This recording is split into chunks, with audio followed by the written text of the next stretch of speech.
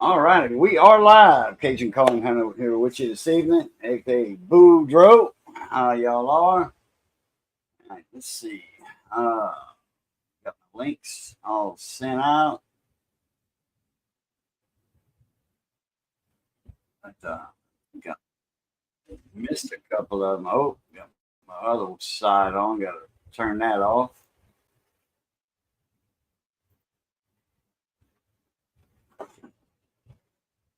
Let's see. Do this. I forgot to send a couple of links out.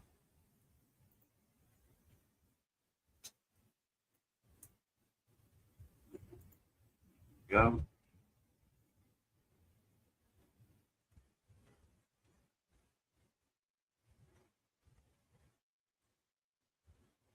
This right here. Get this right here.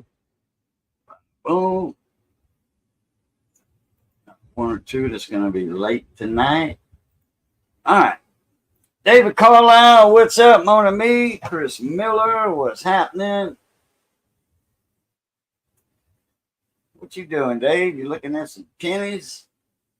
We're going to scope some coins out after a while. I'm pretty sure it's going to be pennies. I think Southern Coin Hunter said he's going to got some BU rolls or something. We'll send an invite to Miss Paula. See if she'll scope some coins. I got a few to scope. I got some Wheaties. Sleeper, did you have to break that razor blade? Why? Yeah, I think it was a dull razor. I had the new razor put right here. I didn't put the old razor up, to give to Missy to shave her legs with.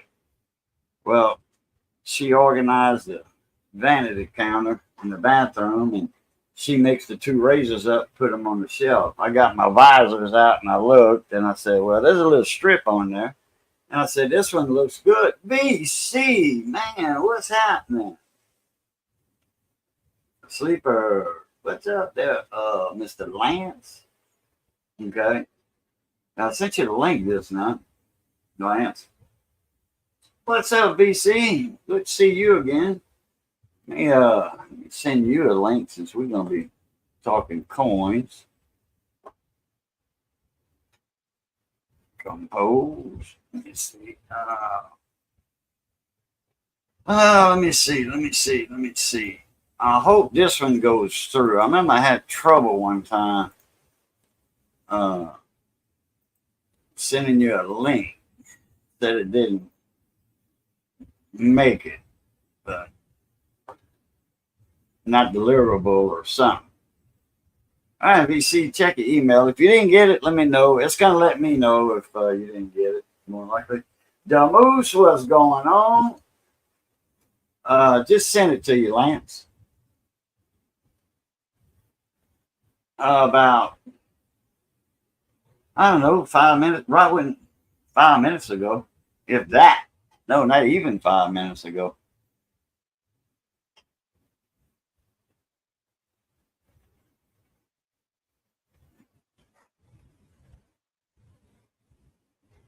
All right, there, selling coin hunter, not a problem.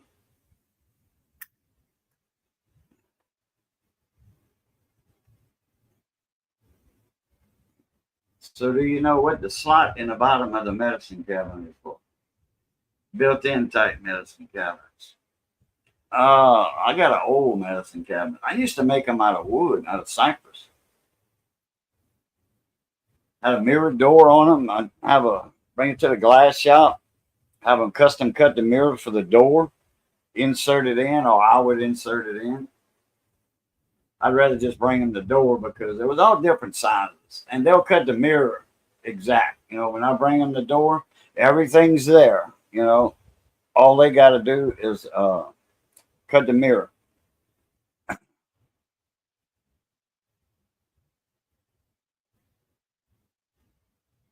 Anyway, I got it mixed. I looked at that strip on there, and one strip looked better than the other one. It wasn't as flat, looked worn. That worn look wasn't like that. So Oh, to put your old razor blades in? No, okay. I use them double edge or triple edge Soleils for women. I shave with backwood boys. I shave with women's razors because they cut my beard better. I'll put them to the test. My brother-in-law told me that he shaved with them Soleils, or that's French for sun. But he said that, man, they bet, because he had a tough beard too, real thick. And I tried them and I'm like, whoa, wow, yeah. But I just shaved 15, 20 minutes ago. So I shaved right before I got on here. So it's probably going to show a little red. And I didn't even press hard. I just, let it do its work.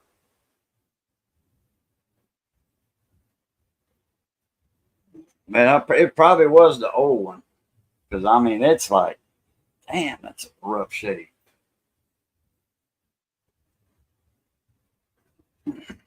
You still feel it a little bit. It's got to be the old one.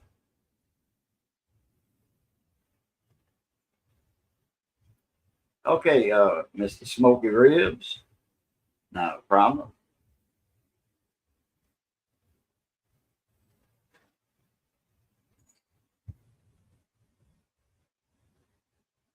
And there's Miss Missy. There's my honey.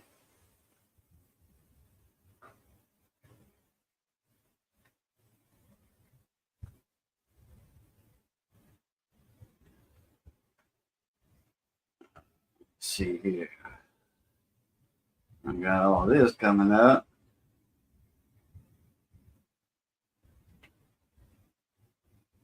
Do that. All right. I think I'm done right there. I think I'm done right there. I think. LA Coins, what's going on, Mona Me? How you doing? DC, did you get that link?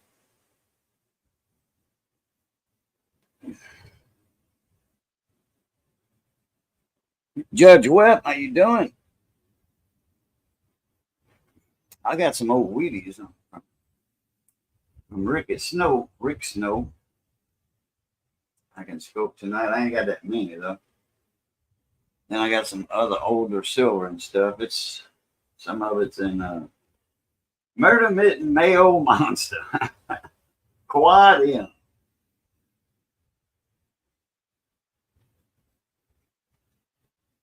See, I got a little thing of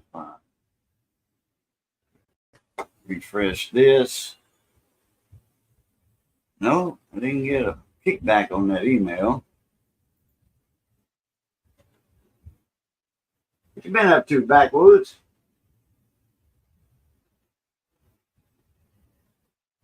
Living a dream, move summer break. Okay.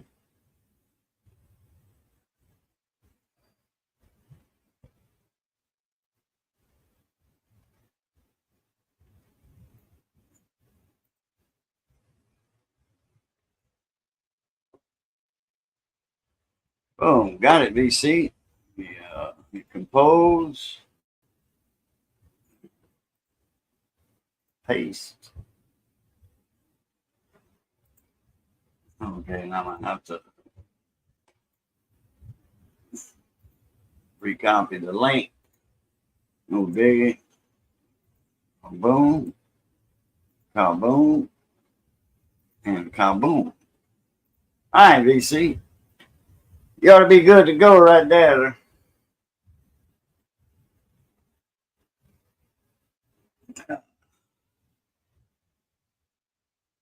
Summer break, so the only reason for a summer break, man, trying to get a hair out. I got it real close. I started picking at it, and I made a little bobo, a little boo boo. You got a red dot on my forehead. Right in between that, looking like somebody shot me. So it's either a school teacher or something. Uh-oh. Man, I had my mic way away from me. I forgot about that. Get my volume adjusted right here. What's up there, VC? Hey, Cajun, what's up, bud? Oh, man, you. You looking good Yeah, for all yeah, what you've been through lately. You know, you're I've been looking, through not quite as much, but you're looking good, man. that last surgery I had, I was they took my gallbladder out. Nice. I don't know how long it's been acting up like that, and then my pancreas started getting pissed off at my gallbladder. It wasn't working, So you okay? man. Oh, I'm fine. That's over a year ago, year and a half. Good Shit, Lord. man. That- I got out of the that- hospital weighing 100. They wouldn't feed me for 3 weeks, really? and then the time before, like a year and something before that, I was in the hospital for a month. I'm pretty sure you remember that, and that Yeah, was for a perforated intestine. You know, that's after the stomach there. Right after the yeah. stomach, you got your duodenum. It was perforated. Had a little bitty hole in my intestine. It was a medicine the doctor had me on. The surgeon said, well, he didn't operate. They just let it heal on its own because he didn't want to go messing around with it because he didn't have to. Smart Right. doctor. You know, he didn't open me up and mess with all that crap right there. You know, Yeah. that's kind of been processed. It's not crap yet, but it's close to it. And anyway, he just said he was going to let it heal on its own. I didn't eat for a month. I come out of the Wow. hospital. I wait. I lost some weight, you know, but not as much as Yeah. I did the second time. I got out of there weighing like 140. No, it might have been 144 the first time. Wow. Yeah, The I'm just first getting after the over. first surgery, but man, I shot up to from like say 150 to 185 in no time. Yeah, I'm just getting over melanoma on my forehead. Oh wow! I think I got that right here. I don't know what I got. I don't know, man. I've been Yeah, out in the I sun so had, much when I was I had, young. I had melanoma, and they cut the shit out of me. How big was it? It was just a small spot. Like a little mole came out on its own. Well, you know what? I went to the dermatologist and they said, actually, I want to have some other moles checked out.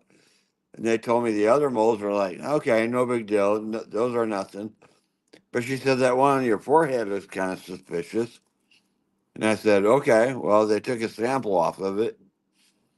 And they came back like 10 days later and said, oh, yeah, you got melanoma on your forehead. I said, well, is that bad? And they go, yeah, Yeah, it's that's, cancer. that's really bad. So they cut me.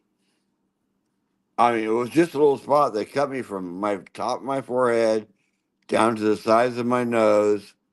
36 stitches. They cut the shit out of me, I man. see something right there, right there. I don't know what it is. You know, by your nose guard there. You Well, know, right yeah, here. Yeah, right by my little red spot. You know. yeah. So they cut the hell out of me, man. They just like carved me up. Dang, it looked like it a little bit. Yeah. Yeah, and they said, well, we can't leave any margins. We have to take it all out. And it's like, okay. It's like, Damn, son.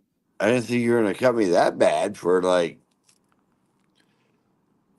just a little spot. They go, yeah, melanoma is nothing to mess around with. So, Yeah.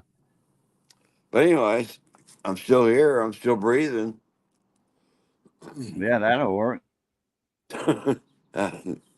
That'll work. I got something right here. I don't know if you can see it or not. It's always been like a little mole, you know, for a long, long time. And then I started shaving every other day. You know, every third day I started shaving. You know, keep myself Yeah, looking yeah, good. You know, and uh, and I shave, you know, right there on it, and it would cut it, you know, a little bit, and yeah, a little bit bigger than it used to be. But when you know, I used to let it go like a week, and then I take my little clippers, you know, some little rechargeable clippers, yeah, and just you know, like that. And it was so close to the skin, I didn't need a razor, and I was doing that to save money on razors. Razors are high, Man, it was like $5 for 3 razors, you know, Yeah. disposable. Man. So I'm making the most I can out of them, and I might have to go back with them clippers. And the clippers never messed with that little mole, never did. Then when I Well, you started need to shaving go. regular, You go to a dermatologist to have it checked out. oh yeah, well I had an appointment, but I didn't have a ride, so I Well, had to cancel. You know, I no, called for one of those van rides. You don't know, worry. doctor Don't worry about patient. the ride, man. Get there. I didn't have a ride to get there. I know. I I know, but can't. Yeah, I mean, I got to worry about the ride. You know, I don't have a vehicle right now. you got to Wait, figure. Let me see, like a ride in your life. How do I calculate that? You know what I'm a saying? ride for the life. You need to have it checked out, man. Yeah. Oh yeah. Well, I will. Well, Let's see. mine was melanoma, and they said that'll kill you. Is like, Yeah, if it gets too far. Yeah. and they cut Backwoods me. said, They but cut I this. looked up a little bit on it, and it's not spreading. So you know, it's like it's Well, a it mold that doesn't I've been have to. cutting. It doesn't have to spread. It just has to be there. Yeah. Well, yeah, it'll get inside too. Well, I Backwoods said, know, I but remember when you were in the hospital, but at the time, I think I remember you had a heart scare. Well, yeah, when I called the ambulance, I told them I think I was having a heart attack, which it felt like it. yeah, But I was in so much pain, though, in my stomach area that it kind of, I was trying to get myself off the ground. I'm checking the water, well, turning the water off because we had a freeze at that time. yeah. And I had a busted pipe, so I turned the water on to see how fast that little turtle would run, and it was running real fast. And I'm like, oh well, I got a leak, so I turned it off, and I went to get off the ground, and I couldn't get up. Missy had to help me up, and I was on the step. I think I went. I don't know if I even went and took a shower or whatever, but I know I was clean enough to go to the hospital. Uh, because I took a Well, shower that morning or something. But you're anyway, look. You're looking poof, all right, man. You're looking good. like I said, I gained my weight back plus some. Plus, I gained like plus 15 pounds of what I was regularly at 170, 175. I'm sure Missy has a lot to do with that. Nearsighted gynecologist and a puppy have in common. They both got wet noses. Damn, Randy. That's a All good right, one. you guys all need to tell Cajun to go to a dermatologist. Have that Oh, I shit, will go there. Believe me. have that shit checked out, man. I had to cancel the appointment. I'm going to make another appointment Yeah, they and cut. then I mean, schedule a ride. they cut me really bad on my face. I don't know if you can see Damn. it or not, I but can see something going down your nose right there.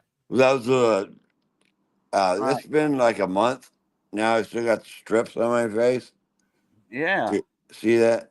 Yeah, Did they they give you cut. some kind of cream to rub on that thing?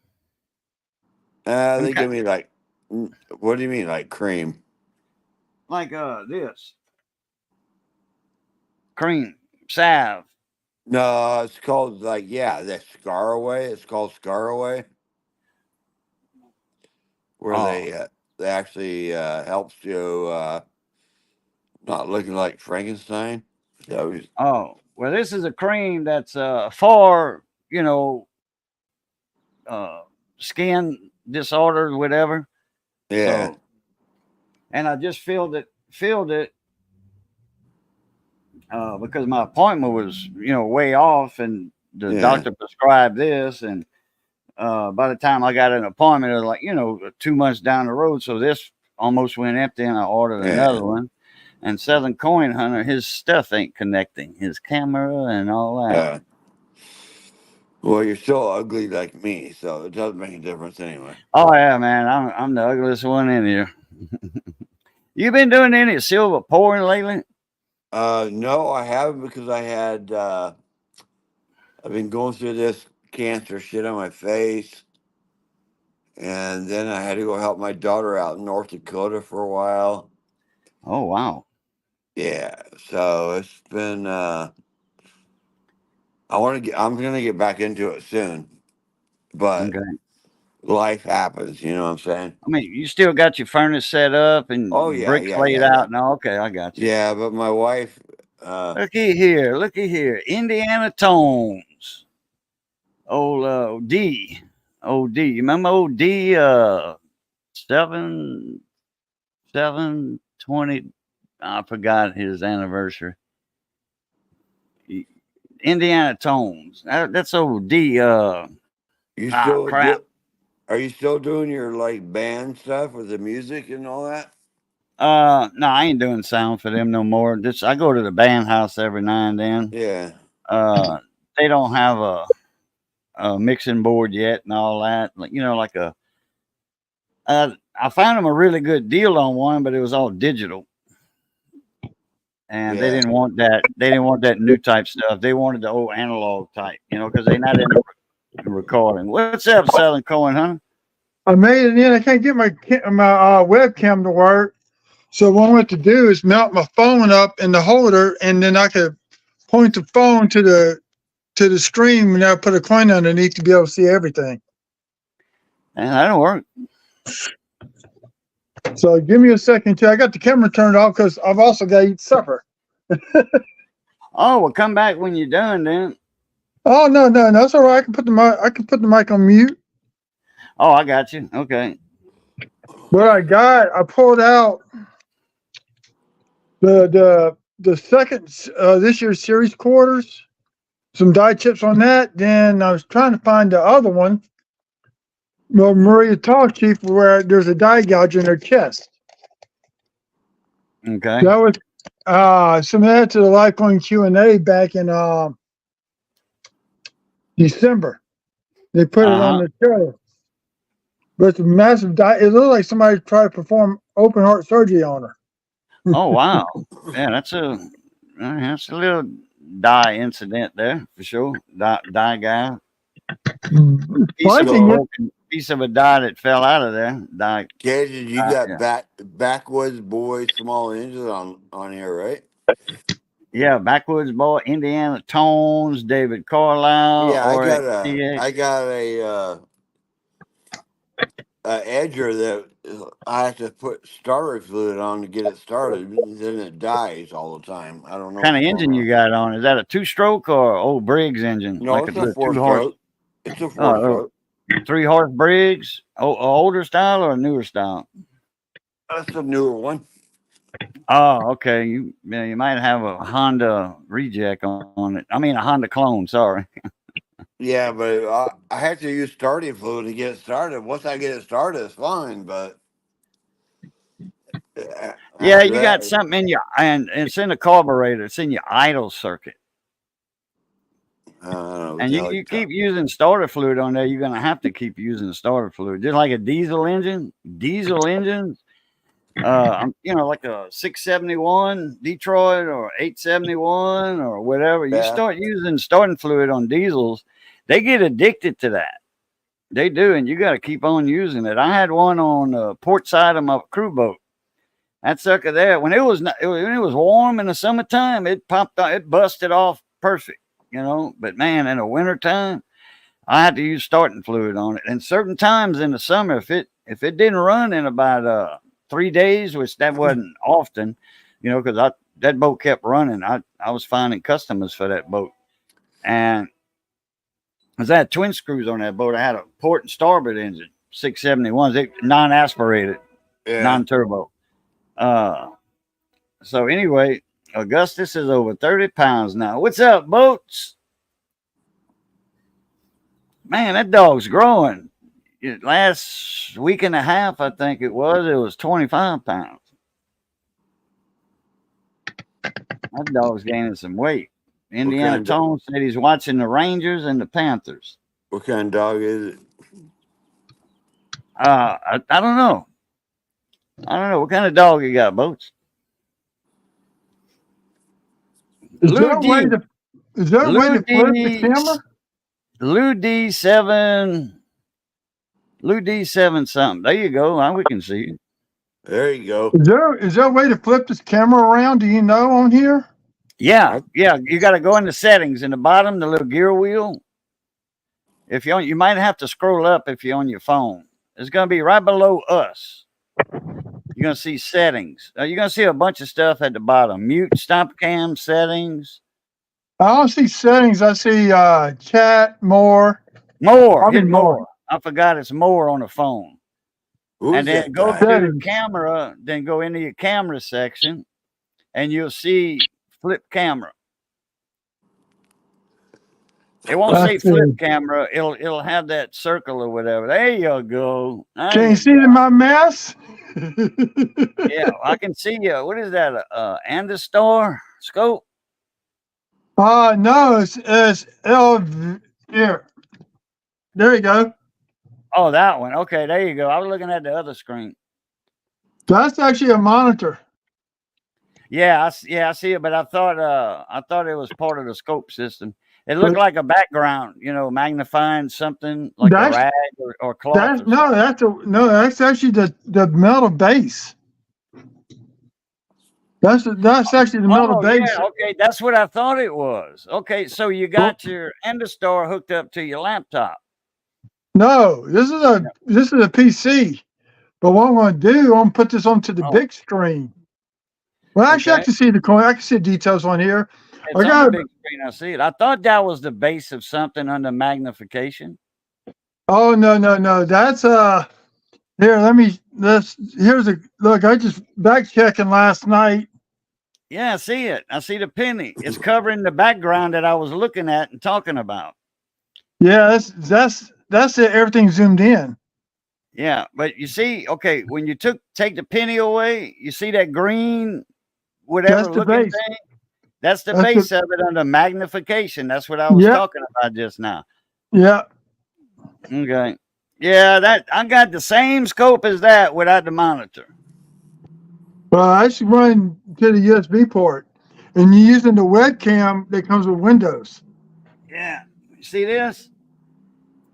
I don't have this piece on here, but that's out of the base of my scope. That's almost the same camera as you have. And then what I'm going to do, I'm going to pull That's up. not the scope I'm using tonight. I'm going to pull up the scope. The channel up on the big screen so I can see what you're talking about. I'm using this scope tonight. Let's see. This thing's all screwed up. Somebody tried to hack me and I shut them down. Big AM scope.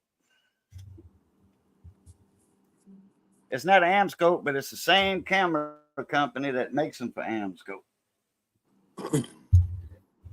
Let's see. Here we go. Tommy Hanlon, what's up? Beep beep. Road runner, but mechanic road runner, not coin collector road runner. Well, yeah, Southern Coin Hunter. What are you trying to show us here?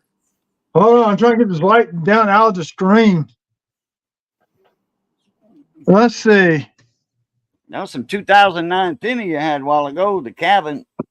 Yeah, I got it. About 3 or 4 rows of them pennies combined. Damn.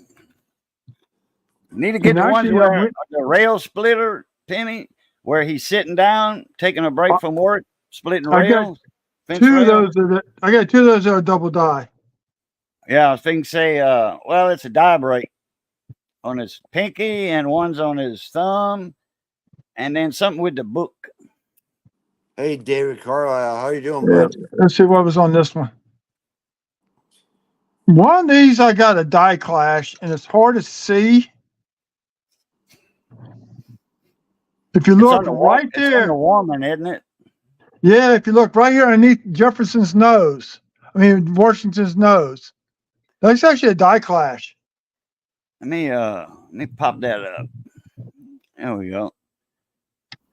I was trying to turn the light down some. Yeah, I'm not seeing it. It's hard to see sometimes on this. It's right there. It's just a line going right there, and there's one right there. Yeah, I see a line there. Well, if I flip it over, let's see. Let me get it right. Let's see what's on the back where that line is supposed to. Oh, the columns, huh?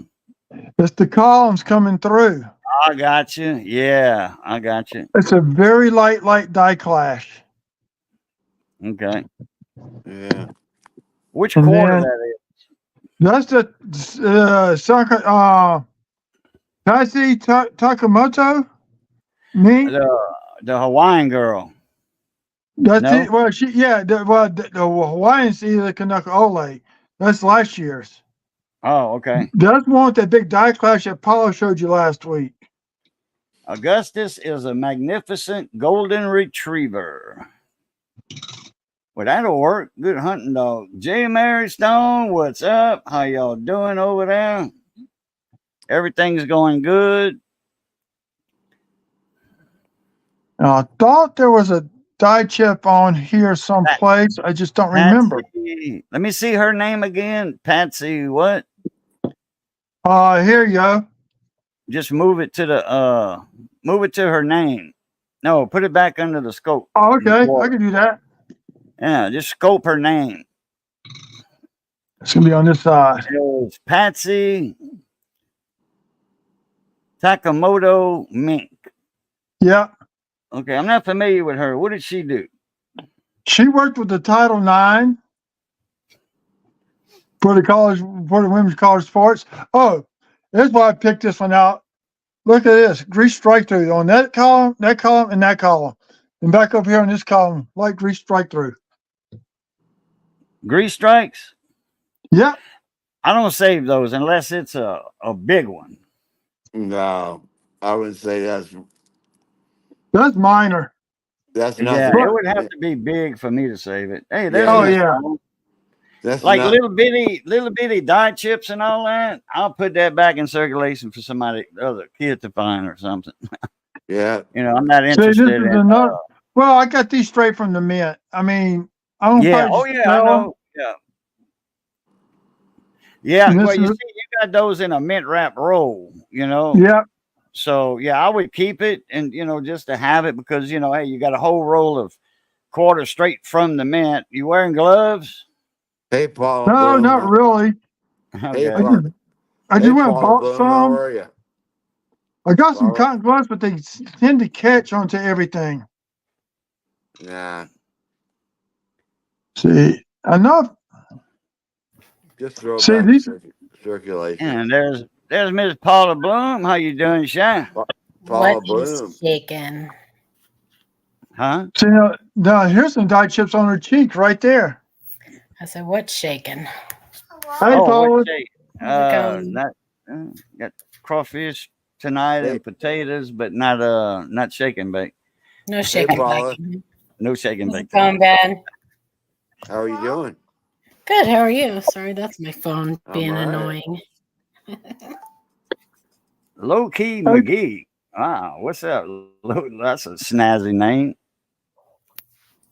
Might be somebody I know that we already know that changed their channel name. Low Key. Or they waited 5 minutes. They subscribed and waited 5 minutes to join the chat. For the people in the chat, if you do not, you need to go watch a Like on Q&A next Monday. Because I actually have another penny that's going to be on there because Adam sent me the email. Oh, did he? Cool. Yeah, that's the one I posted on the Facebook page. Oh, cool. Did I miss last Monday or y'all didn't go live or something? We didn't have a live. It was Memorial Day. That's why I missed it. Okay, that's right. Y'all had mentioned y'all wasn't going to have one. Yeah. That's right. It was Memorial Day. That's right. Mm-hmm. How you been, Paula? Yeah. Good. There you go. I look. Yeah. Oh, okay. Yeah, I remember that one. That's a funny looking date. Well, it's because it's doubled. Yeah. Yeah. Oh, yeah. I kind of figured that. So I figured for those who don't go to the Like on Q&A on Monday night, they can at least see it here tonight. There you go. Yeah. There you go. And I was just back checking. That's the only thing I was doing is back checking. I'll raise it up a little bit. Let's see. I got a little bag of wheat cents. I'll be back. I got to go lean off the dock. Gotta go stir the beans. Yeah. He's got a pee-pee. Yeah.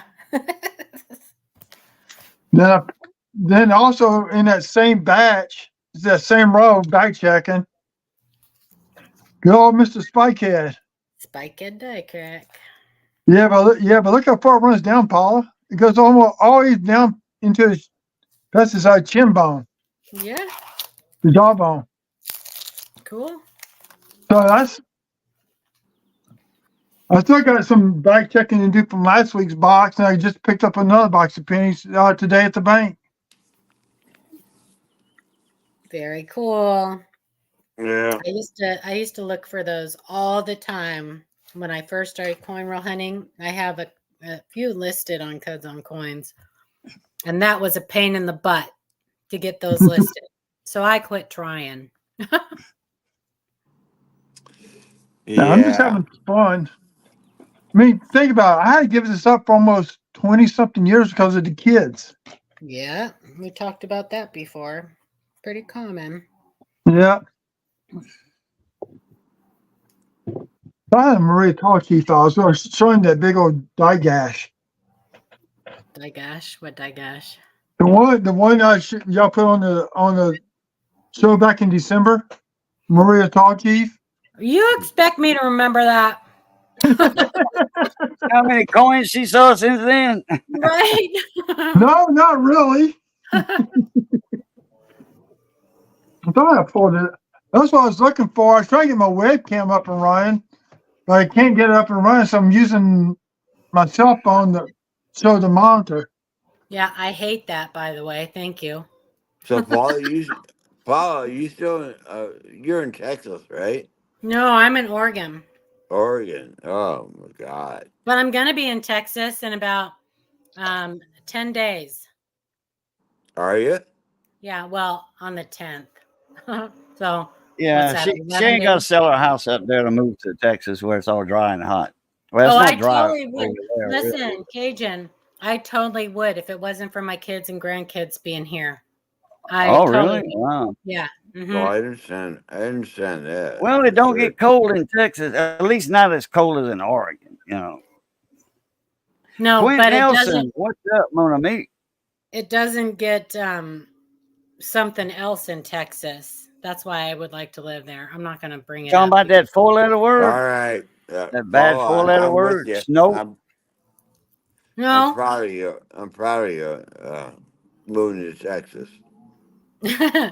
No, I'm talking about that. Well, it's a 4-letter word, all right. It rhymes with Biden. Yeah. Sorry. J. Mary Stone got a question.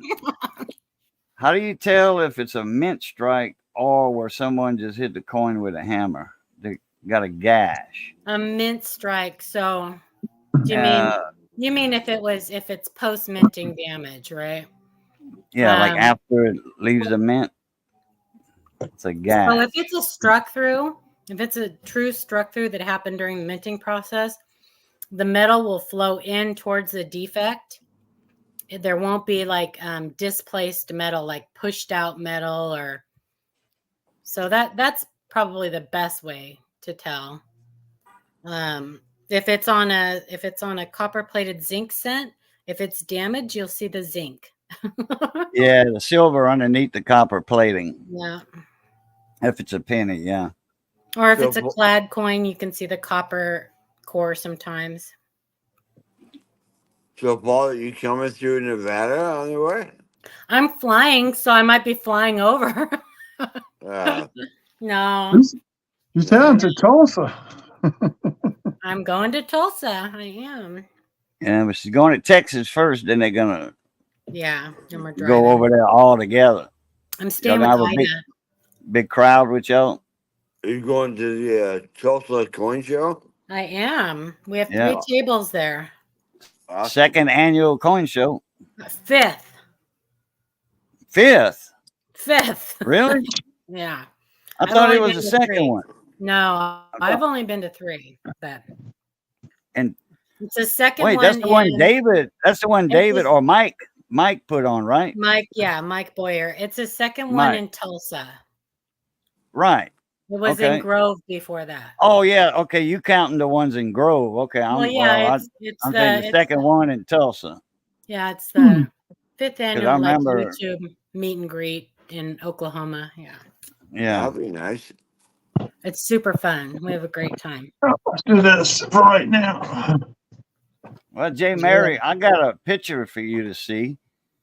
If I didn't erase it, I don't think I did. Where is it at? Where is it? I want to go to the Tulsa coin show. Well, then go. What's stopping you? I know I need to find a airplane ticket from Reno to Tulsa. Yeah, if I was driving, I'd pick you up. But Doesn't I'm do not. it. I can't. I do need to come make a trip to Reno, though. I like staying at the Grand Sierra. Yeah, That's what it's called. And yeah. I think I have like some free credits there I need to use.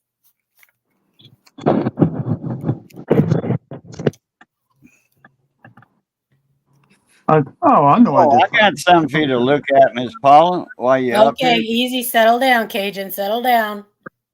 What? Keep it PG. Keep it PG. Missy, come on.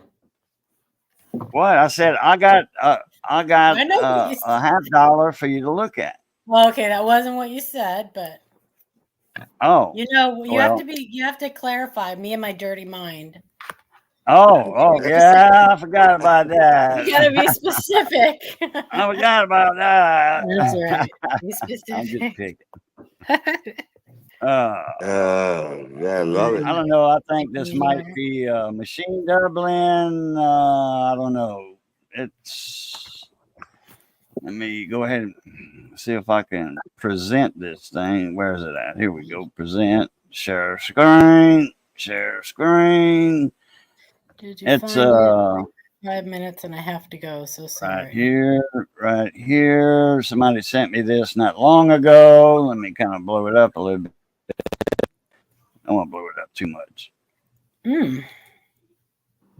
Oh, okay. That's on a $50, naturally. Yeah. See the O a little bit, But also the L right here. yeah, but see on the O, look how that area on the left, on the lower left, how it's like flat and step like on the lower left. Left. Right here. Your other left. Yeah, right there. Right there. Okay. See, The other left is flattened out. right here. Yeah. You see how the O's I don't know, not Yeah. separating, but you can I would like to distinct. see that. I would like. Well, it's not distinct. I think that is Okay. machine. I would like I to got see that too. more of the coin and like. Well, that doesn't. That's not helping me. There you go. Now let's see the other side. It's normal.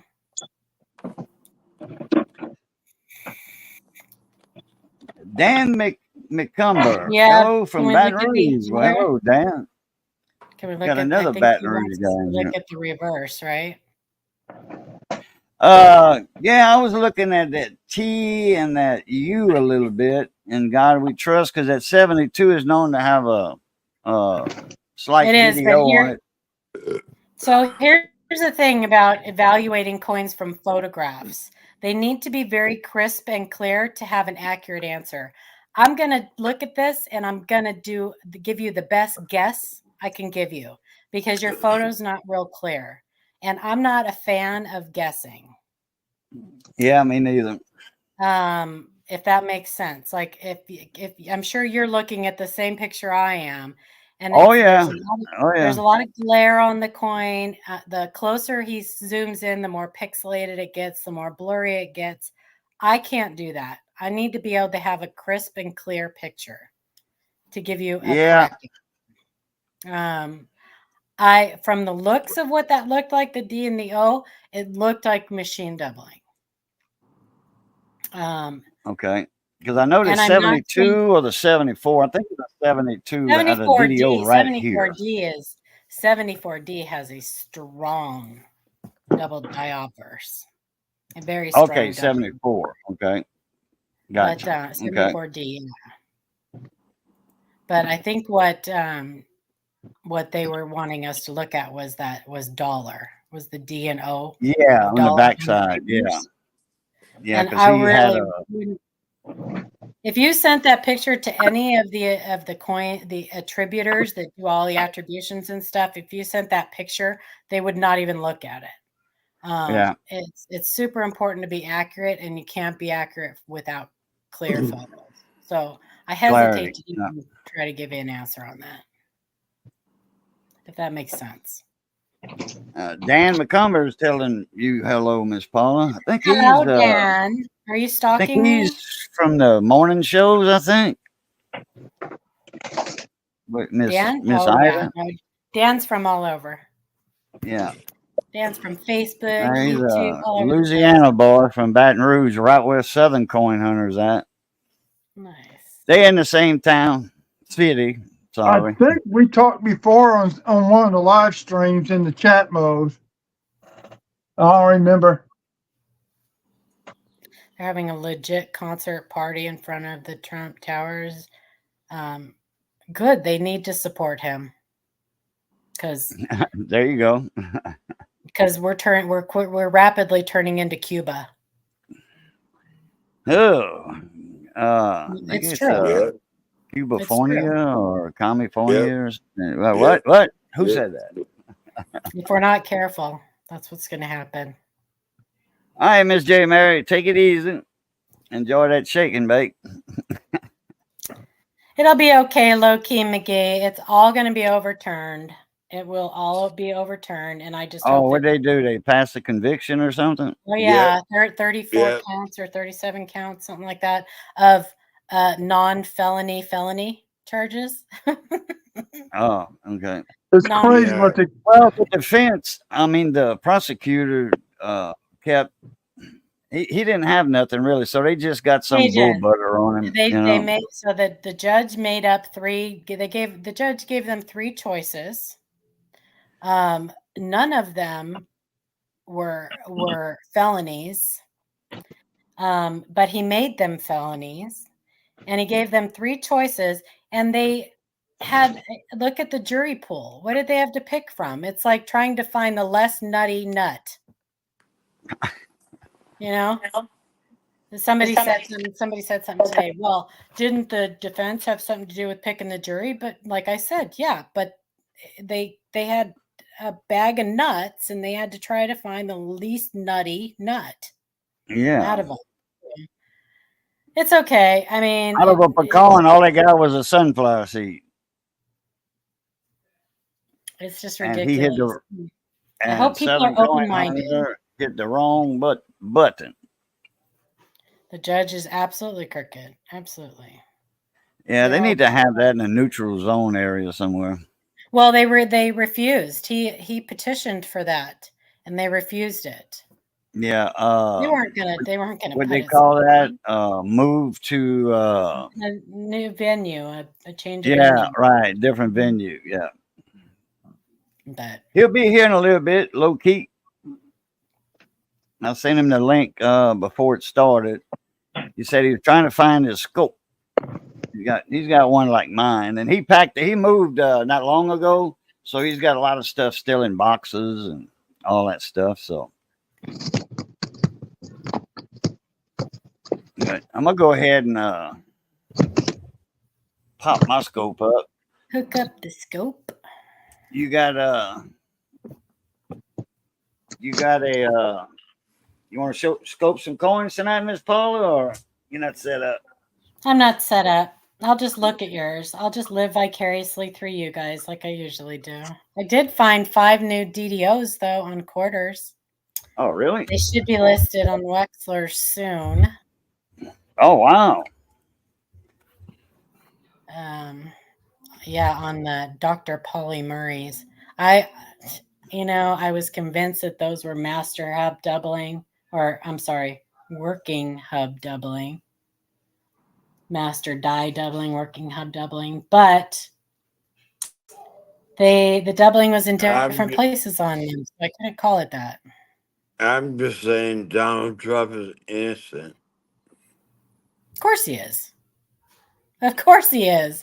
It's not a crime. Non-disclosures are not a crime. It's fucking bullshit. That is not a crime. So No, it's over. I'm tired of this fucking bullshit. yeah. It's very unfortunate. It is people don't understand the big picture, what all of this, the repercussions this is going to have for our country. They don't understand. They hate Trump so much that they can't see beyond that. I don't like the guy. I am not a fan of Donald Trump, but I am a fan of President Trump for what he did for this country and for the veterans. I'm especially fond of that. But I wouldn't go bowling with the guy. But it's not a personality contest. I go bowling with him. He might pay for the games and all the. Well, that's true. He might. The refreshments and the chili dogs and the corn dogs. That's a good point, Cajun. You got a good point there. 1935. Not a personality contest. Why does that date ring my bell in my mind? I don't know. 35. 36, maybe. I mean, yeah, there's double dies on 35, but the 36 has. Oh, there is? Okay. Yeah. Yuck. 52.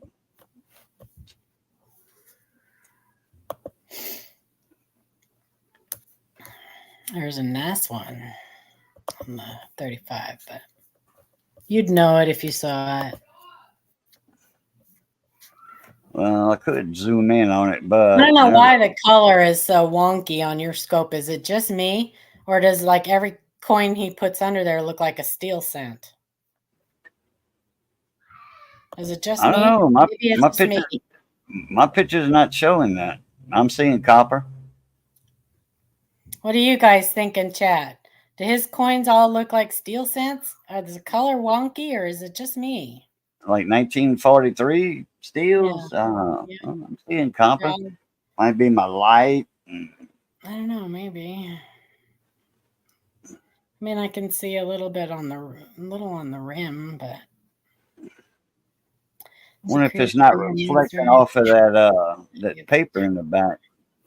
Yep, exactly, Murder. It's funny because a lot of people say that they have never been more MAGA than they are today. Yeah. Do you have fluorescent lighting in your where you at?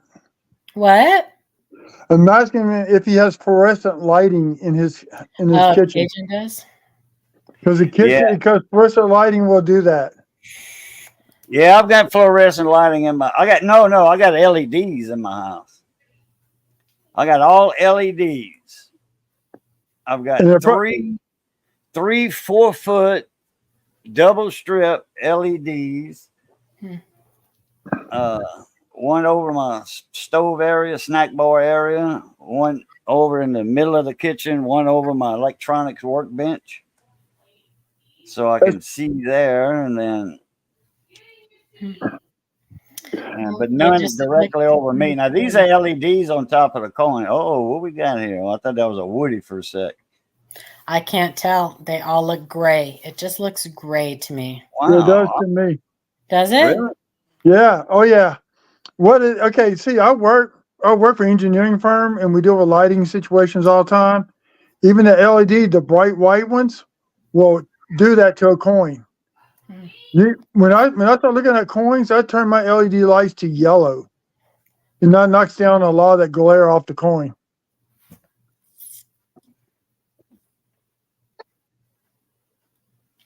I didn't know. I mean, I can see the good detail on the coin. The color is just gray. Yeah. What about now? I'll change the background on it. It's just gray. Wow. So mute yourself, Cajun, and go look at keep your coin right there and go look on the YouTube side on your stream. Yeah, let me get my phone out right here. Yeah. Okay, thank you. I'll be right out. There you go. Oh, wrong one. See, another thing about white LEDs, including fluorescent lighting, if you got minute scratches on a coin, it will bleed them out, the scratches out, but as soon as you turn it to yellow, the scratches pop right back up. I'm going to run and grab myself a plate of dinner. I'll be right back. Barbecue chicken. Oh yeah. Macaroni. No, Heck yeah. I'll be right back.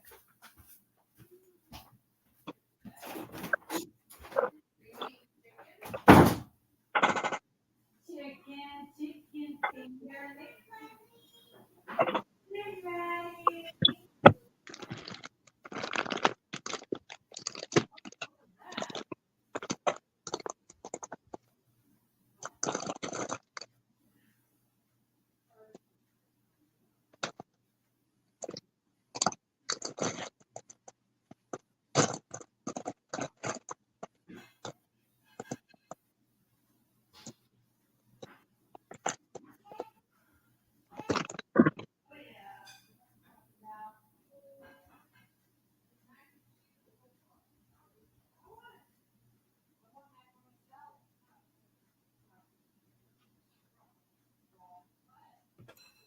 Actually, it looks good to me on my other devices. Looks just like I'm looking here, copper. it could be the way that your camera is your scope is transmitting across the internet. That could be the other issue. Yeah, I've never had nobody tell me that before. Let me back off of it a little bit. Die another Woody. Oh, that's a lot.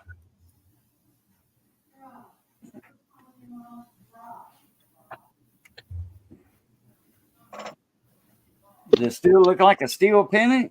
Looks copper to me. I backed off, raised the scope up just a little bit.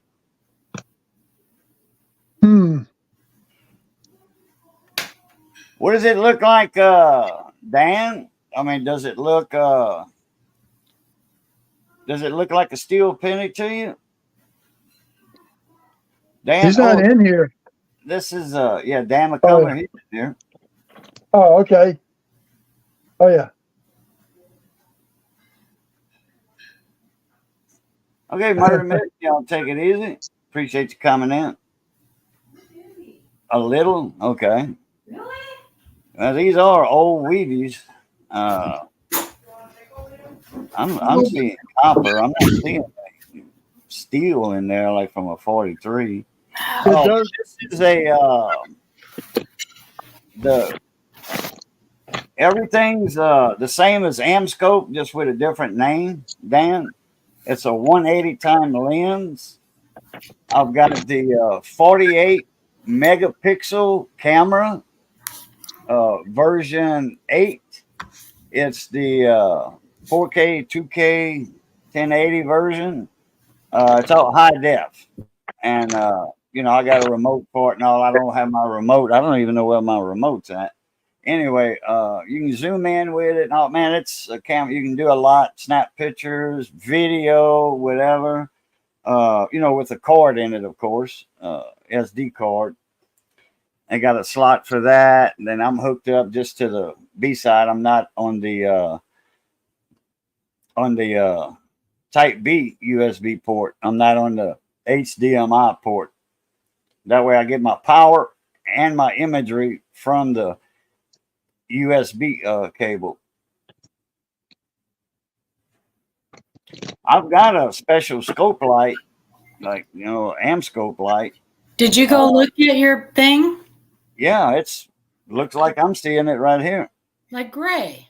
It's not brown like the penny showing, but Well, on the StreamYard side, it looks gray. I don't know. It's okay. You do you, boo. and that's hardly no light on it right there. Yeah, it flickered. Where it flickered at, it looked like a steel penny a little bit. It's okay. When it flickered. I'm not really looking at the color anyway. I'm looking at other things. So.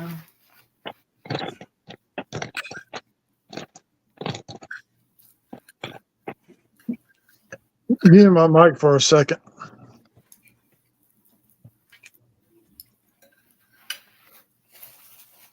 56. I'm not even going to turn that one over. Another 56. You need to be looking at those mint marks. Come on, meow. Oh, there's a 37. You talking about a 3-punch mint mark? Yeah. I don't care for a lot of those unless the coin's in real good shape. Okay. I mean, old like these are, those 56s. I feel you.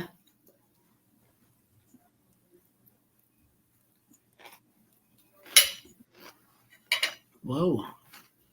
Get close into it like this. Let me get one of them 56s back. That's a 37 there. Well, we was talking about the 37 earlier. No, you were looking at 35 earlier. 35, okay. And then the 36 got something going on with it, DDO or something. Uh-huh. Oh, yeah. A big one.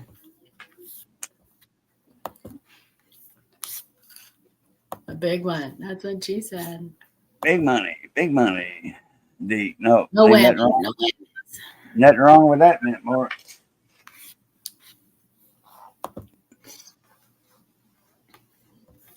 That's a fat ass. Everything's fat on that date. It's a smooshed ass. Yeah, like a smooshed. Smooshed. Look at that one, Paula. Oh yeah, that's a you can see 2 D's there. Yep. Yeah, I sent to Adam during one of his live streams. He said, "Yep, you got that FS 501." See, that D got a little funny business on the left side of it. It's got a little tail meat there, but it's not clear like his. No, I don't mind keeping those like he's got. Well, Oh, yeah. there's a 29 right there. Hello, Dolly. Cool. That coin's in rough shape. Cauliflower ear.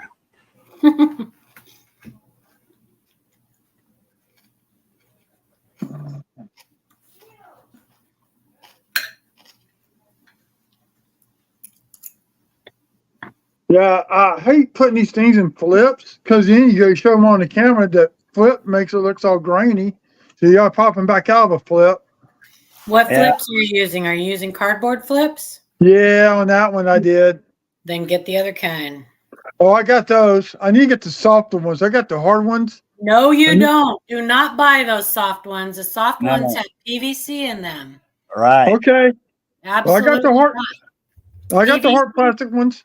So PVC, they use those as a softener in those flips. Yeah. And that causes the green stuff that you see on coins. It ruins a coin. Yeah. And then it smells like an old shower curtain. Mm-hmm. Well, I got some hard ones here. Yeah. I'll put it in there. Need the ones from Guardhouse, the non-PVC. That's what Chuck Daughtry uses. Mm-hmm. Okay. I used to sell him those. I don't know where he's getting them from now. The soft ones, you'll get a lot of those people, like when you buy coins off of eBay and stuff.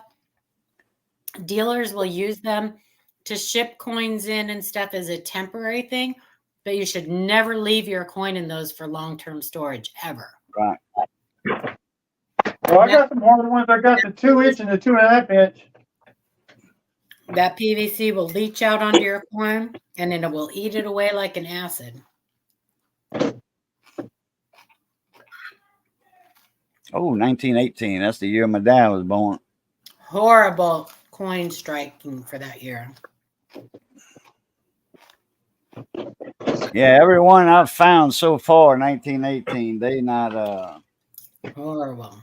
well, they old and well loved though, so 54S. Nothing wrong with that S. Well, here's the flip from Sean, so I know I could put it in here. Mm-hmm. I save his flips. and I get stuff from him and Justin Couch. They both use the same flips. Okay. But I do have some hard ones. Let me tell you another thing about reusing flips, though. Sometimes there will be smuts left over from a coin that you have removed from that flip. And if you put another coin in that flip and there is schmutz left over in that flip, it's going to get on your coin. Okay. Be Well, cautious reusing flips. Just be cautious. Don't put like fruit coins or you have to be really careful with that kind of stuff. Like circulated coins, they have a lot of schmutz on them. yes, they do. So if you put them in a flip and then take it out of the flip and put another coin on there, the odds are that some of that gunk is going to stay behind inside that flip.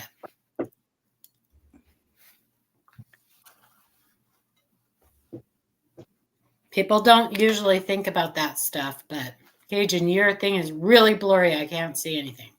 Yeah, I know. Trying to get it here. I want it to pop in on that S. Oh, crap. There it was. Okay. Oh.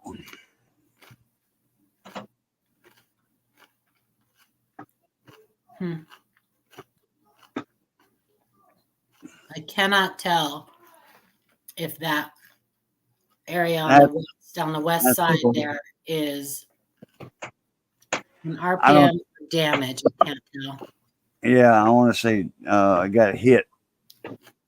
Yeah, you could probably see it better with a loop if you looked at it through a loop. Yeah, I want to say I got hit.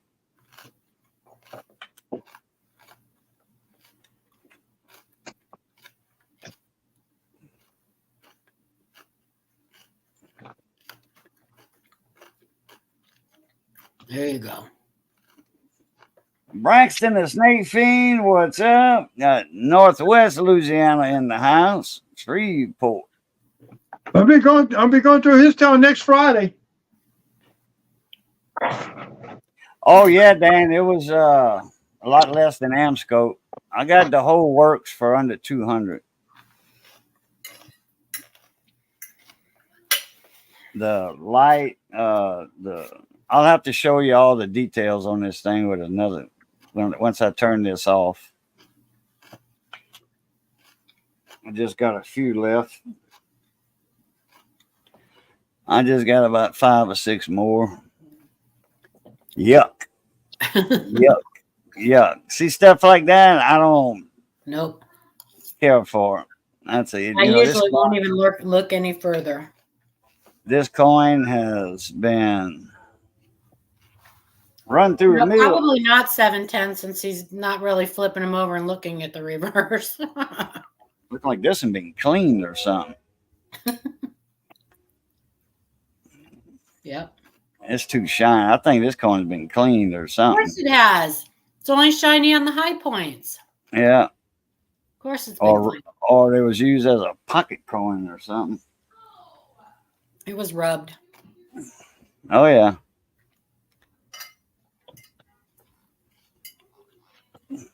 Too bad it wasn't a double die. Mm-hmm.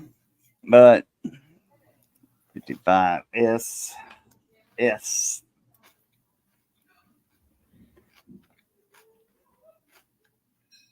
That one's got booger on it. You got hit right by that 4 down there. Yeah. Copper showing, shiny copper. Okay, put that penny in brand new flip, Paula. There you go. I know I can be kind of particular when it comes. No. I need the education. Don't worry about that. It's just not stuff that people think about a lot, you know? Yeah, you're right. I don't. Sometimes I don't think. Oh, we got a train passing through. You see that camera shaking? Yeah. Barely shaking. If I had it high up, it probably wouldn't show as much. Anyway, that's the train passing. They ain't far away. They redid that crossing a while back, and they didn't and they redid a few other spots, but they never came back to really tamp them that quarter-mile stretch down to get it solid. No, they just did that here in Baton Rouge on a couple of intersections.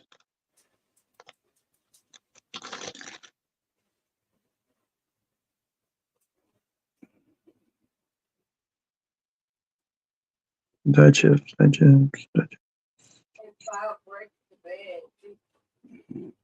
So, sometimes it doesn't do it. Sometimes it does. Oh, look at the wood grain on that penny. I wish. I got one that's almost like that wood grain on the table. Man, what the heck? Man, that thing got beat up, chewed up by a beaver or something.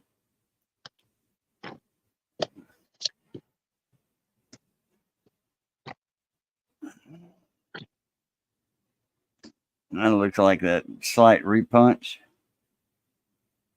or No, smooshed. It's smushed. Smooshed. Mm-hmm. Oh, this is that 1918, I think.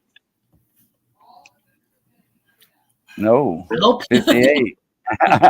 It sure looked like it with all that dark nastiness on it. It's got a lot of nastiness on it.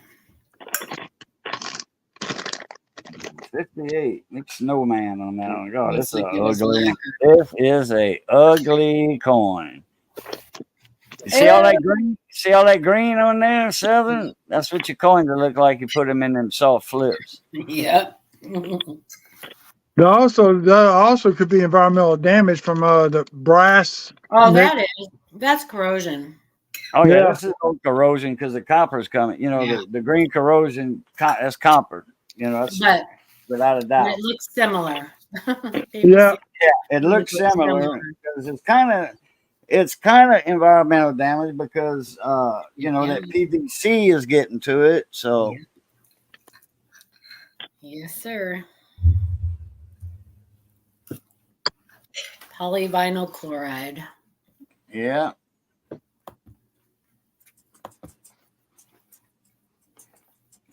Soak it in peanut butter. Why waste the peanut butter?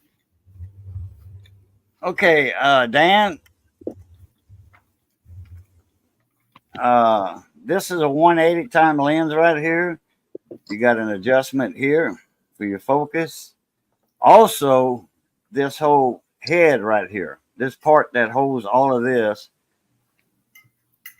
See, this part here comes out. The camera and the lens comes out. This is the holder. Right here. There's a ring that holds it. Comes down to this part. And this part is connected to this right here. This rod. And this whole head is going up and down. That's fancy. Turning right here. Got two wheels and it's adjustable back here. You can move it up. And this whole arm right here. Move that mic out of the way. This whole arm is actually a monitor holder. Here's a vessel plate. Didn't you get that from the dentist's office? No, not this one. Not this one. The price of this one was cheaper to restore the other one, the one from the dentist's office. I still got that one. When I put my electronic workbench in that front room, in that front foyer, that's going to be the new office studio, whatever. That's going to, because I got all the wood from my greenhouse, so I can build my bench out of that. It's free wood. I bought it years ago, but it's treated wood, so it's going to be, all right. All I got to do is just clean it up a little bit. And I thought maybe it still had the spittoon attached to it. No, they did, but I took it off. They sure did. And then Jackie. This is the camera part here. Right here, that's a high def camera, 48 megapixels. This was the most expensive part. This was $80 or $85. This was like $60. The lens, this whole head assembly that goes up on the rod. You don't get the rod with it. but you get this all of this. That was 30, I think. Whoops, sorry, baby. She wanted to get up on the chair, almost flipped her over. And then the boom arm, this is an articulating arm. It does all kind of stuff. You got a swivel here. I don't have a need for anything that fancy. Got another arm here going to this right here. Going to this base mount right here. And that's about that big around. And it's got a huge clamp on it. It covers, I forget how many square inches. 30 square inches or something that it covers. So it's not going anywhere. But anyway, and then the light, I was like, I want to get an amp scope light. Why do you need something that fancy and expensive, Cajun? I'm just curious. Oh, it's not expensive. Everything, like, I think Coin Dragon's rig cost him, and that was a long time ago he got it. I think that cost him $600, $700, I think. Yeah, and have you seen him streaming? He can't get it to work. Really? Oh. What's up, 17? Soak it in peanut butter. Yeah, then I can eat the whole coin. I've got my $30 pluggable, and then I have my other one that's like the one Shay uses. I can't ever remember what it's called, but it's a good one. Yeah, it's probably an AM scope. Most guys use an AM scope. So I found out who made the cameras and all for them, and I just ordered from them. It's not an AM scope. It's a little tiny pen light looking one. The Optitech? Optitech, yes. So I got the Optitech and I got my little $30 pluggable. And 90% of the time I use my loop. Yeah, but I got this too for coins and for circuit boards. Because the TV power supply boards are huge. You know, they like 15 by 16. Some of them are smaller, and I can't get not even half of it, that circuit board, under my other scope. So I can't pinpoint anything. And you need this for micro soldering. You need that for micro soldering. What's up, custom screen print? One time I use my scope is when I'm streaming. That's pretty much it. Or like if I need to, like these new DDOs, I needed to find dye markers on them. So I really needed to use my scope for that because some of the dye markers were tiny. Right. But other than that, I just use my loop. I enjoy like looking at a coin through my loop. Yeah, I got an expensive setup. He does. I got a loop right there. That's either an 8 or a 10 right here. Him and I are going to stream this weekend, Dan. I don't know what day. Saturday or Sunday morning. I'm not sure. So keep an eye out. What's that? Eric Fire and myself, we're going to fire up a stream one day this weekend in the morning and kind of go over what people should be doing when they're looking at coins under the scope, because you see a lot of people on YouTube who will set up a stream and they'll pull out go through a whole box of cents, and really they don't know what they're looking for, and they don't really even know how to look at a coin. You know what I mean? But they're going through them. But most of the time they're just looking through for wheats or whatever. But a lot of times you'll see them like putting a coin under the scope and look at. I've seen many people streaming where I've been watching and I'm like, wait, that was a double die. Couch Collectibles did it one day. And he was literally telling people, he was looking through quarters and he's like, yeah, and you can find a really nice DDR on this year and this date, but this one's not it. And he threw it aside and we're like, yeah, that was it. You just threw it aside. That was pretty incredible. He needs to take a lesson from Dirty Wars. All right. That man just amazes me. Every time I watch his videos, it's like, why? How can you get this much luck? It's not luck, though. It's not luck. That man looks through thousands of coins. That's not Oh luck. yeah. I mean, I guess maybe some of it, there's a little bit of luck, but if you're not looking for them, no matter how good your luck is, you're not going to find one. You got to Scott look for Keller them. said, I spin them too fast. I ain't got no time to look at them. I spin them too fast. What's up, Briggs? That's how I am with currency. How about plastic? Does that slow you down? Mm-mm.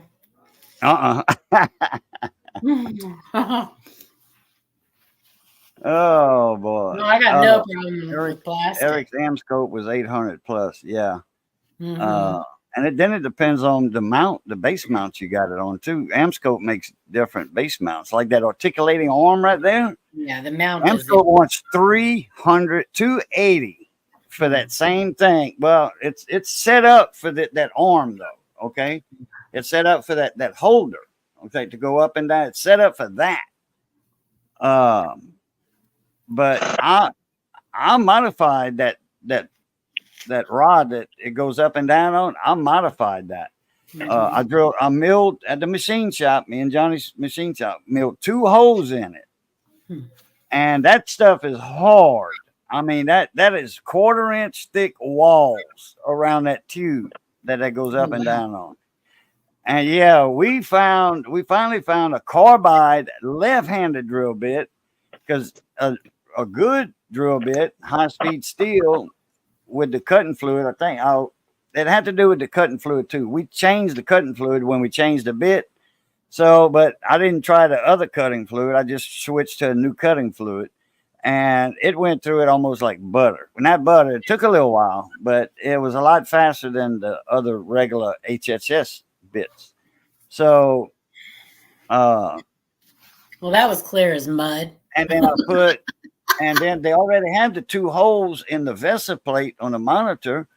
So all I did was put 2 stainless steel screws through there, machine screws, and I just nutted them down like, with the nuts and the lock washers, and I was fine. That right there, I saved $300. Well, I saved $250, put it that way. Because they wanted 280. I paid $25 for that articulating arm. And I had to adjust it. In fact, I think I need to loosen it just a little bit more. But I'm used to, moving it up and down. So it's a little tight, but I don't want it to slowly ease down, because that head and camera assembly and all that lens is heavy by itself. So, and then that head, but I could loosen it up a little bit more, like, let's see who's got, Frank's, I think. Frank's, his is a little bit loose. Oh, Theo, man, I forgot to send you a link. What's up, Country Mile? Sorry about that. Is this the spot to find shiny beavers? Yeah, sure is. I wish I had some Canadian nickels right now. Excuse me? Shiny beaver, what? Some Canadian nickels. They got the beaver on the back. Oh, gotcha. Yeah, I was in Rose Dragon's stream one time, or she was in my stream. I forgot. This is years ago. And I made her profile picture was the coin, and she had a nickel under the scope. And man, that was a beautiful nickel. I mean, BU, Mint State. And I said, man, you got a nice shiny beaver right there. And I tell you what, the whole panel lost it. And I mean, I was just, it's just fell out of my mouth. And man, look, people still in the coin community, people that were there, and the story spread though, like wildfire, that comment and look, we laughed. I mean, it was 20 minutes before we could catch our breath. And people still comment on that. You got any shiny beavers, Cajun?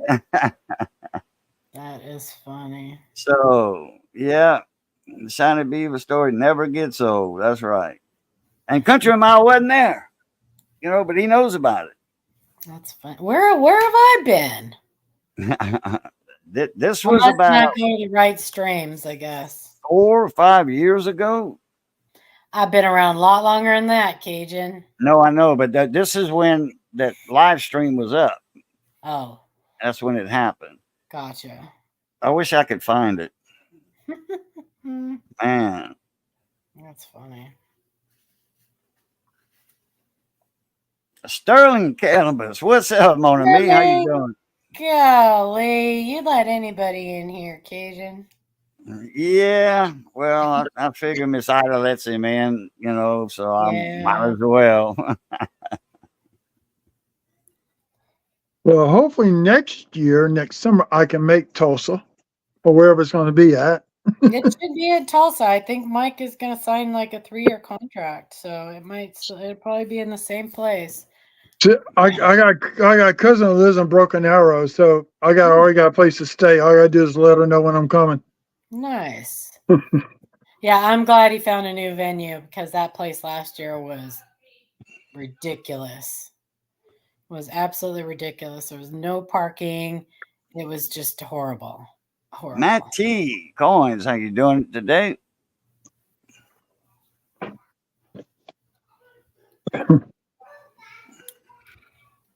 Oh, I went through my first box of $50. About $200 worth were all marked with Sharpies. Yeah. Oh boy. And that was not. Oh, I did about a minute and a half rant on YouTube.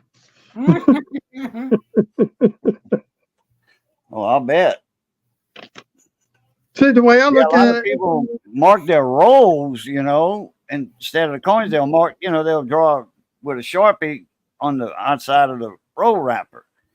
And then that way, after they rewrap them, they'll put a black Sharpie mark. And that way, in case, those rolls don't get re-rolled, they'll open the box. Oh, this thing's already been through, I just wish they wouldn't mark because most of those coin roll hunters don't look for doubled dies. I just wish that they would mark the edge, the reeded edge area. I wish they would mark that because even if you need to take like some acetone or whatever and remove it, it's no big deal. But I don't know. I guess it's no big deal anyway. You can remove it with acetone; it won't really hurt the coin. But I don't know. I'm invading the bayou. I am, Sterling. I am. Yeah. Is that too bright? They got 5 people in here from the bayou tonight. Someday. Is that too bright? Can you see that, Mark? No. Hold it up. Yeah. Now I do. Yeah. I can see it. Yeah. Oh, no, I want to turn down the. There we go. I can see it now. Yeah. Yeah, that's that overhead light. Almost everyone's like that. It has somewhere the numbers were blackened in or red in. And this is a bicentennial quarter, which really tears me up. No, that's a bicentennial what? That's bicentennial $50. Yeah, right. You make me nervous sometimes, Paula. I'm sorry. Why do I make you nervous? I am the most laid back, easygoing person. I am. So look at this. I am harmless. If you want to learn or whatever, I am totally harmless. If you just want to argue with me, then we're gonna have a problem. Oh no. Look at that. This is a house $50. The reverse is painted. Yeah. So I pulled that one out. So I pulled a few out that I want to keep. I got one full row of Philadelphia and one full row of Denver bicentennial $50. I used to paint quarters years ago when I had part of interest in a bar. Red. We used to paint quarters. Red. Yeah. Well, red. Yeah. And then when the guy would come in with the pool tables and the jukeboxes, he would give me all the red ones back. Yeah, that's because you can. So a lot of times bartenders would, if it was slow in the bar, and there were people there, and no music, go feed the jukebox. But then when the newer jukeboxes came out, I knew the code on the keyboard, Like there if you this was CDs though, and instead of 45s. So I knew the code. The jukebox man, amusement guy, gave me the codes uh, for free plays. Nice. You get like 5 free plays, and then you got to enter the code again. But that usually get people to get up and throw money in the jukebox. Yeah, that's what they did it for, and then they could kind of gauge like how it was working, like how many real quarters as opposed to the ones that they fed into there. They got, but Oh, cool deal, Scott. Appreciate that. snow showers. What? Where are you at, Scott? Come on now. He's in New York, Snow New York showers. State. Oh, well, see, that's what you get. Karma.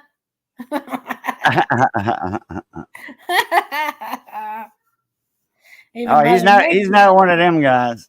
even Mother Nature's pissed off. He's a good guy. He's not one of them other ones. I would laugh so hard if it. Anyway, whatever. Snow. Yeah, they had one old boy last week and a half ago. He had they had snow up in Montana. You know where Mountain of Accord is at? Yeah, Up in I Montana. saw that. This guy's not far from him. He knows Dean. They know each other. They live up in the mountains up there, not far from each other. And man, it was snowing. Like, yeah, yeah, y'all can keep that snow. That's right, 17. Right. I hate the snow. Country Miles in Indiana, and he don't even like the snow. Yep, Rail 92 is the one that's up. Dean. Hi, Lady Spitfire. Hey, Lady Spitfire, how you doing? Check your mail. He just sent you pictures of something cool. Uh-oh. Watch Oh, out. good. We're Yeah, talking about I like sharing pictures. There we go. I don't know who Steve Vardell is tonight. Did you pour something here, Sterling? He's usually in here sending pictures of coins. Who's this? What? Who's usually sending pictures? Steve Vardell? Oh. Stephen Vardell. I don't care for it. I mean, it's pretty to look at, but I can't. Only one, okay. All right, I gotta share this thing. Uh-oh.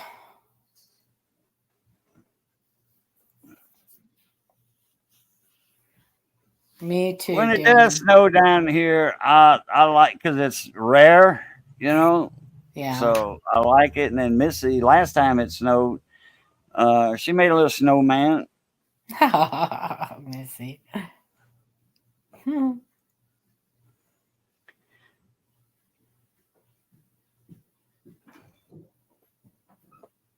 Nice.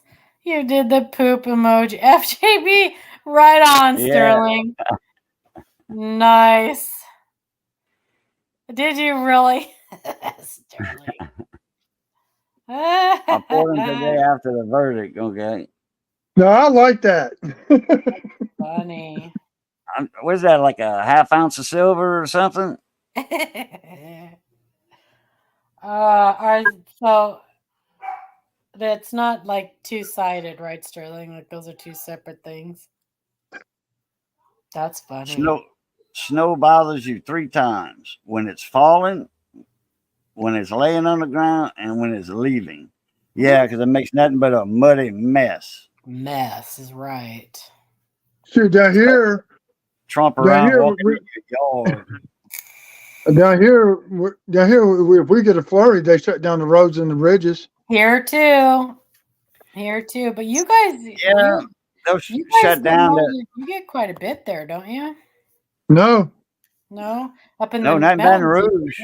Not in Baton Rouge. Oh no. Yeah. That's right.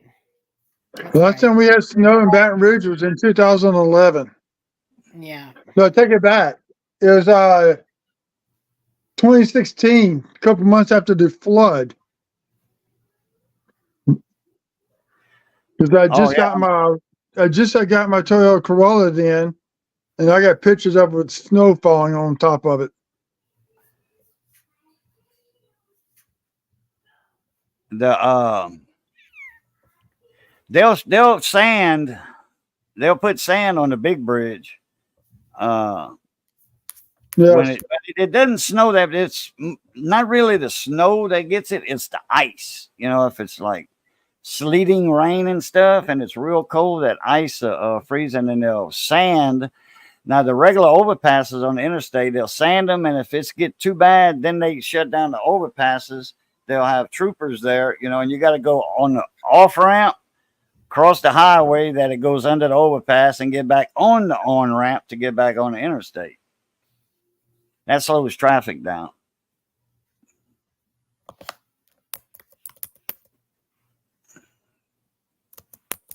Yeah, they shut down the town. Arkansas is kind of used to the snow a little bit because he's about 17, about halfway up from the bottom to the top of Arkansas. He's about central. Oh, yeah, and then everybody buys up all the toilet paper and milk.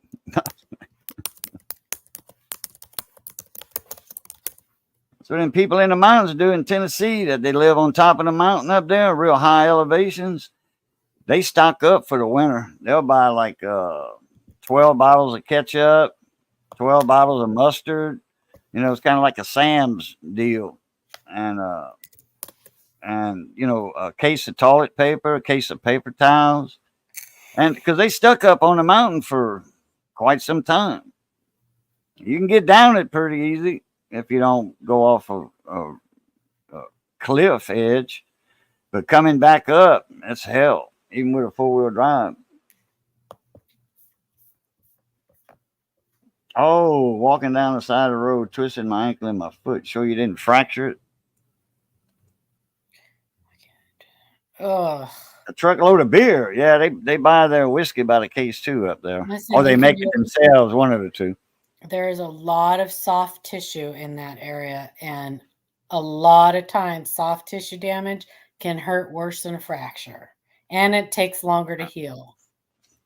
I was playing disc golf, and we had a bad area where they had some trees in the way, and you had to throw a certain way, and I put everything I had into it in that throw, and I twisted around and I fell, and I thought I sprung my ankle. It swelled up a little bit, not much, but you got that bone on the outside of your ankle, on the to the outside, and then the inside where your 2 feet out on the inside, you got another bone that sticks out a little bit. Mine sticks out a little too far. Because you got a bone there that your ligament and your tendon hooks to, one on each side of that bone. Well, my bone is a double. It's like an oyster shell on top of the other bone. It's a double bone. And that breaks. That breaks apart like an oyster shell, and then it has to heal. That's what happened to mine. I thought I was sprung, but it wasn't. It was broke. It's not my ankle. It's between my toes and my toes and my your ankle. foot. Your foot. Yeah. And there's lots of little bones in your foot. That's where that bone's at. Yeah, lots of little bones. That you probably pull that ligament or cartilage or whatever. On the inside or the outside? Like when your 2 feet are together, is it right here, or is it like on the outside of your, that big bone on your ankle? Because I'm like one in a 500,000 or so people, he said, that have a double bone right there. Instead of just one, I got two. And he told me, the specialist told me, he says, if you keep having trouble with it, whatever, he says, I can take that one bone out. He says, I've done that before. And he says, man, the people are like, wow, I can run again, without spraining my ankle. He said, did you have injuries in sports when you were younger? I said, well, I know I've twisted my ankle a lot, and it lasted a long time. He said, that's you probably pulled apart those two bones a little bit. Boo, you're 1 in a million for me. Well, thank you, Theo. Appreciate that, buddy. Came down hard and I skinned my knee pretty bad too. Oh, dang. I wish we had a normal winter this year, but we don't hardly get enough ice to go fishing for 2 weekends.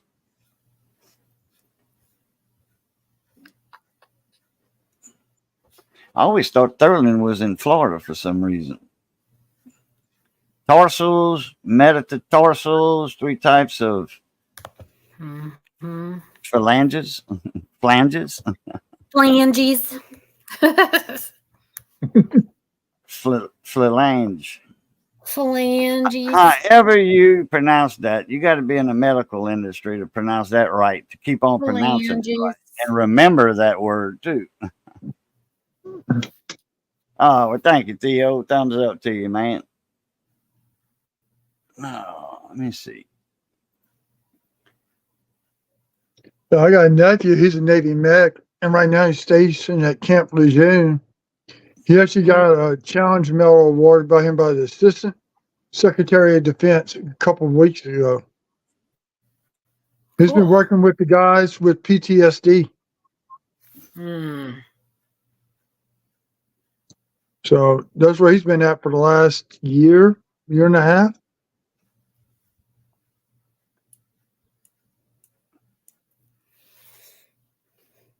They tried to get me to go in for PTSD counseling. I said, stick it. I don't want to talk about it. You can't make me. It's hard to get counseling when you don't want to talk about something. I quit that group. Come on, Paula. Share. I don't want to share. I don't know you. You share. All right, Lady Spitfire, have a great night. Yeah, take it easy, Lady Spitfire. Better. Take care of your foot. Elevate, ice, rest, elevation, ice, compression. Is it rest, ice, compression, elevation, rice.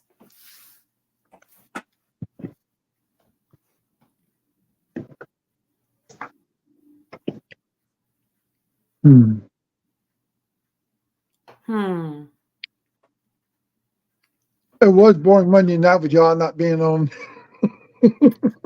Wasn't born for me. I like having it off every once in a while. Yeah, I was by checking those $50. Ended up, my initial hunt found 3 NIFCs, and then back checking, I found 2 more. Yeah, are they real NIFCs or not? And not are not NIFCs? NNIFCs. 2 2003s, a 2007, and a 2008. Okay. And it just illuminates our PTSD, but it's true. I do. I take it out on all of you. That's my therapy. No, I hate it. I have much more fun when I can tell people that they have found something good. And if you've ever watched our show, then you know how excited I get. Oh yeah, super excited. Yeah, I noticed when the penny got put up on the Facebook after y'all approved it, whoever did, you were the first one that said, "Wow." Yeah, I get very excited.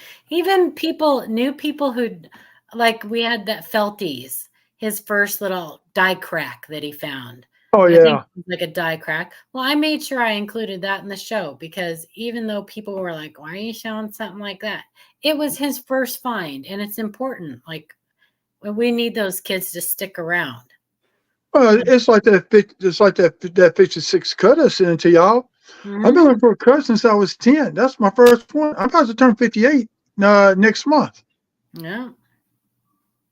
I I've mean, only ever found one. Those aren't easy to find. No, I do. You know, I do have a question for you, and I saw this on somebody else's channel, and I came across it. Yeah. Sometimes I find more on pennies where you get like a double edge on top. Okay. What is that called? So misaligned die can cause like a railroad rim. Okay. A tilted partial collar can cause it. There's a couple different things that can cause it. The most common is a misaligned die when it's doubled like that on Lincoln Cents. Yeah, because Usually you it's find only in one area of the coin. It doesn't usually go all the way around. Yeah, that's what I thought. That's what it was. Mm-hmm. But I couldn't want to tell the guy the wrong information until I talked to somebody about it. Yeah. But like I said, there's a couple different causes. To be sure, I would rather look at the coin to be sure that it's one or the other. But the most common cause is that Well, he showed it. misaligned. Yeah, he showed it on this video feed, and I came across it here recently in the conference. My copper hoard right now. But Domino's has already used me twice for change. When I go and work on weekends, they go, "You got any nickels or pennies?" I said, "Yeah." So I come back home and grab a couple rolls and give me money for it. So then Happy actually, birthday, Cat's Crazy World. right before Easter, I had a guy try to pay for his food with two fake $20 bills. Yeah, they're out there. And it said copy right below the serial numbers. Probably I should have called the police, but it was $40. I got the food back. But once you make a call, and that involves a lot of people. What year, Sterling? No visible copper, and the reeds are not damaged. Yeah, sometimes there is overlapping of the cladding, and you won't see the copper layer. Sometimes they're plated, but most of the time, when the planchets, though, I mean that's a good observation. But the planchets, when they come in, they smooth on the edges. It gets the reading in the mint process before it's minted. It gives it the quarters and dimes during the strike. During I know they rim it. Yeah. And then the edges or no, it goes through the upsetting mill, which forms which forms the proto rim. The reading is in the collar die. So when it's struck, then the reading is imparted on the coin. Yeah. Yes. But like when it when it goes through the upsetting mill, but even though it's the cladding does go over, I don't know how thick that is. Like when it does go over, like you said, to the sides, but you figure that when it would give it that the reeds on it, it would expose the copper inside. No. And it didn't. So it must be thick on the outside then, on the edges. The clad. Well, the metal pushes outwards. It doesn't push up or down. It pushes outwards. Right. Into the collar die. And that's where you get the reading. But you can get overlapping of those clad layers that can cause that copper, because typically the copper, when you look at a clad coin, it's typically the copper is exposed more on one side. Right.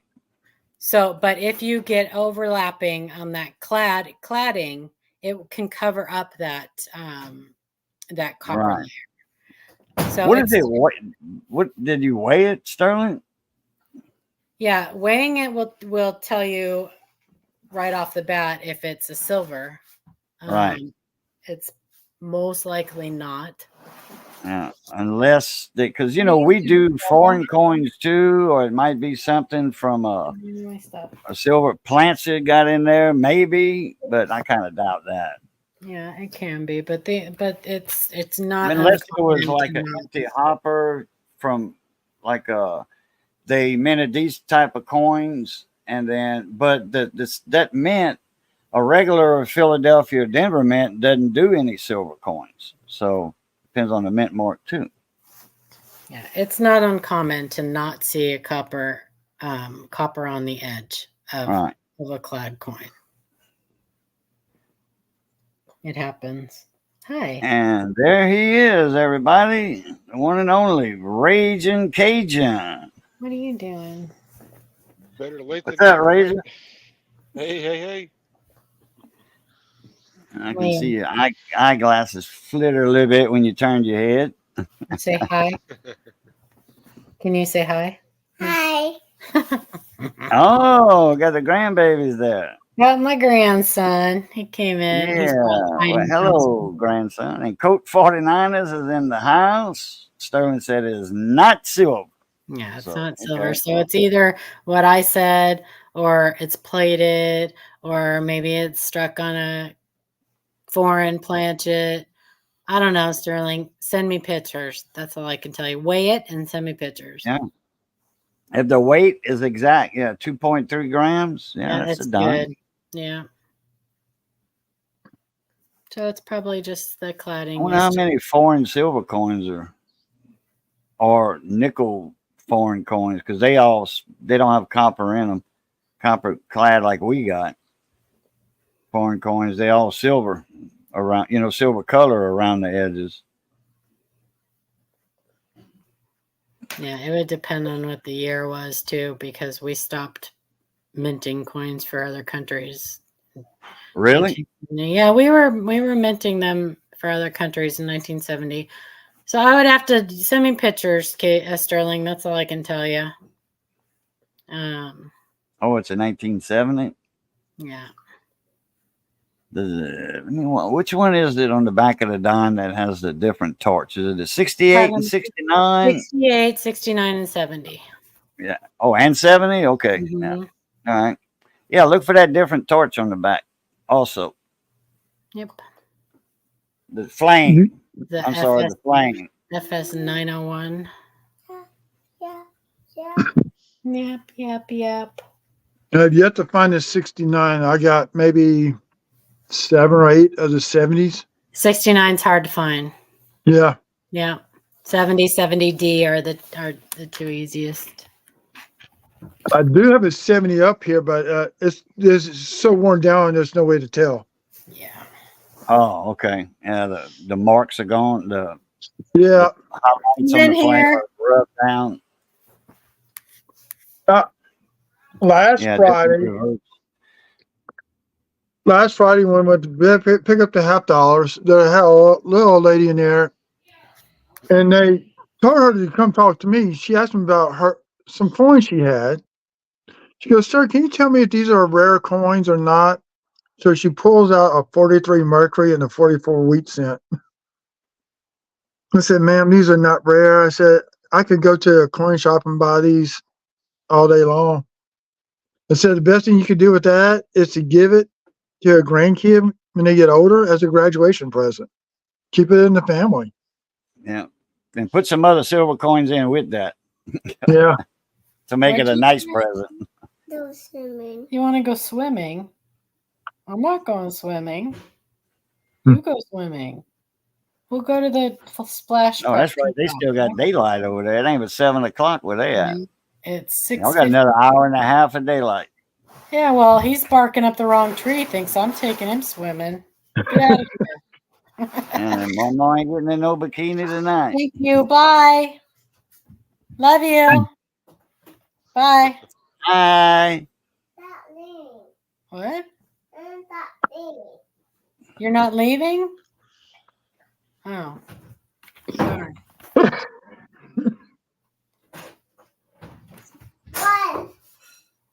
Bye. I'm not leaving. Yeah, you are. No. I'm not leaving. Get out of here. Bye. Bye. Oh, 2. He's 2. My granddaughter's been calling almost every day.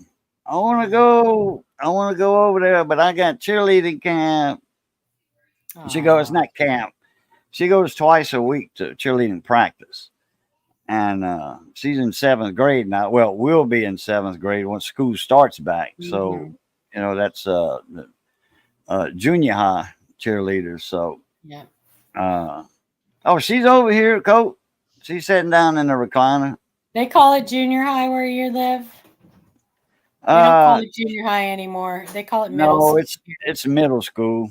6th, 7th, Yeah, and it's 8th. middle school, but I'm so used to calling it junior high. Yeah.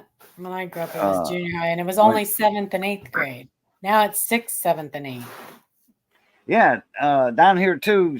Now it was in Baton Rouge. It is. He says, Mhm. well, in Walker, Denham Springs, on the east side of Baton Rouge. A couple of little towns out there on the east side. Bye. Okay, get out of here. I'm gonna lock He'll the be door. here after a while, Coach. I got a roll of 69S uncirculated coming, and might stream the hunt. There you go, Dan. There you Yeah, go. you should. We had someone send us an email about 2 years ago now. A lady. Bye. Get out of here. I've got a couple of BU 69. If you're talking about Lincoln sense, Yeah, and she found so she had a roll of 69 SBU that she who? had inherited. This Who? gal that emailed us. We never never told her name or showed the coins because she wanted to stay anonymous. Right. Because she found two in a BU roll, 69S FS 101. Whoa, 2 really? of them. Oh yeah, 2 of them. Wow. Had them both graded, sold one, and kept the highest grade one. I think one of them was a 66 and one of them was a 64, I think. Yep. Dang. Yeah, crazy. Shay actually went and met with her in person. Wow. Yeah. Sleeper it's Lance crazy. out of smoke too much. Them cigars go out a lot. Sleep Lance, and I gotta relight them. My mom used to smoke the brown Moore cigarettes, and they went out. If she wasn't puffing on them, they went out. Yeah, yeah. They didn't have the little lines on the paper. It was a different paper actually on the Moors, and they didn't. There was a paper like this. It didn't have that gunpowder rings on them. It was a flammable powder that was impregnated in the paper. That's why sometimes you get when you're smoking a cigarette and you see that poof like that flame up, the big spark. That's too much gunpowder in that one little circle. It's not a spiral; it's little circles that are real close to each other, and that's actually gunpowder. And the benzene is what they make that with. Well, that sounds really good for your lungs. Well, but I've been smoking cigars for, almost 30 years. You know, the Cajun, little I filtered started cigars. smoking. I started smoking when I was 12, and I smoked up until 2 years ago. I quit 2 years ago last month or this month, Oh, okay. May I think 18th. I remember when you had started to quit. Yeah, I quit smoking 2 years ago, May 18th. Did you use any gum or patches? I vape. I quit smoking cigarettes, but I vape, and I'm still vaping, but I'm vaping there's no nicotine in it. I tapered down.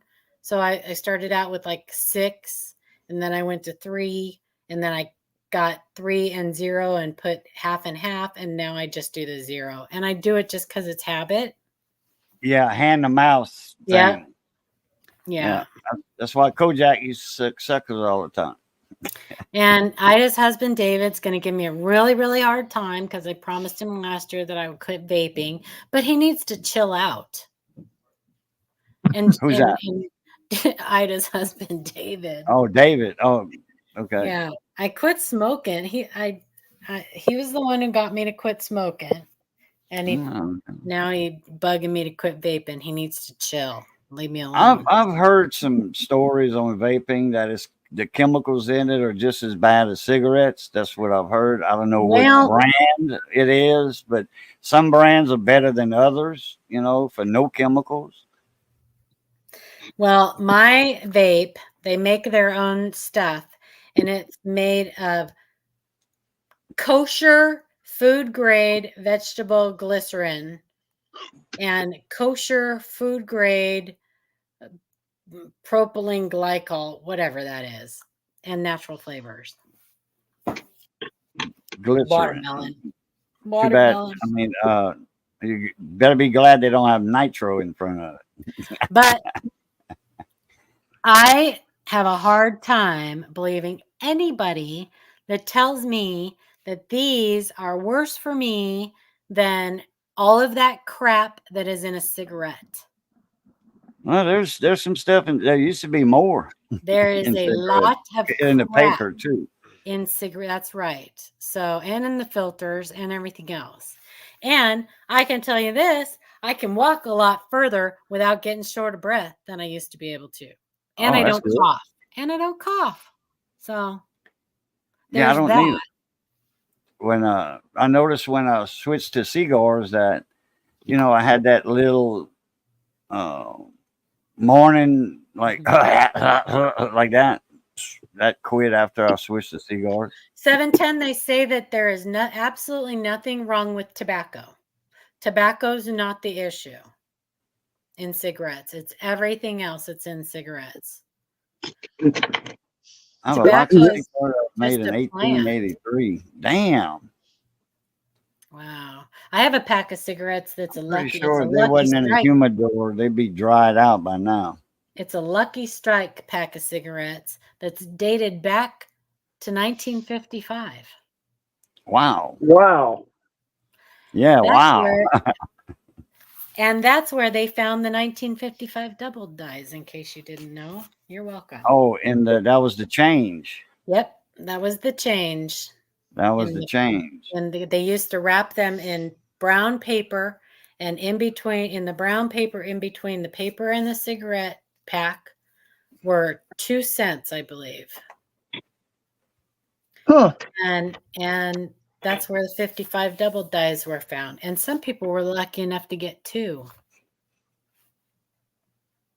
Yep. Because the mint was going to melt them down, and instead of doing that, they just gave them to the cigarette companies to put in their cigarette machines. Most of the time when I used to smoke these things called Harley Davidsons. But most of the time when I smoked, it was Marlboros, Marlboro Lights. That was what I smoked. That's what I smoked when I quit cigarettes, Marlboro Lights. I grew up with relative smoking, and that completely turned me off. But you're like this. One time I was about 10 or 11. That's my grandparents came down and said, "Papa, how far is it from our house to your house?" Now this is North Louisiana, 30 miles north of Shreveport. Okay, it says about 8 beer miles. He was drinking 8 cans of Budweiser between here and Baton Rouge and Vivian when they travel. Oh gosh, Dan. Yeah, sure he does. That guy's on wackadoodle. Anyway, well, so my parents both smoked growing up. My dad ended up quitting, and right after his 50th birthday, he quit. My mom never did quit, but my parents bought my cigarettes for me. If this gives you any idea, in my stocking at Christmas, I can remember getting a carton of cigarettes and a book of Lifesavers at the same time. That's how old I was. Yep. So, yeah. Oh, man, Skipper said his mom used to buy cigarettes out of the machine, and the change would be in a clear wrapper. It depends on what kind of brand. The last comment. Oh, let me put it up. Crap. The change would be packed in a clear wrapper. Yeah, I don't know. I'm sure they did them in all kinds of different things, but yeah, and that was in the machines, the cigarette machines. The stores didn't have those packs. There were cartons that were meant just for the machines. Well, the 55 double die was found in the packs. Right. Yeah. In the individual packs in the cigarette machines. I think cigarettes cost like, what was it, 48 cents a pack or something like that back then. So you got 2 cents back in change because the machines didn't give change back. Right. So something like that. But yeah, I have one of those original cigarette packs It obviously doesn't have a 55 double die. I do have one of those, but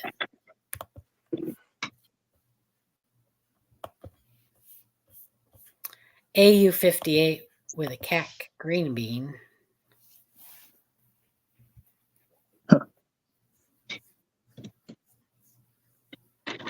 Now, last year, my cousin, everybody came down. I asked my cousin about his dad's Morgan dollars. His dad's father was a minister in northern Alabama in a small rural setting.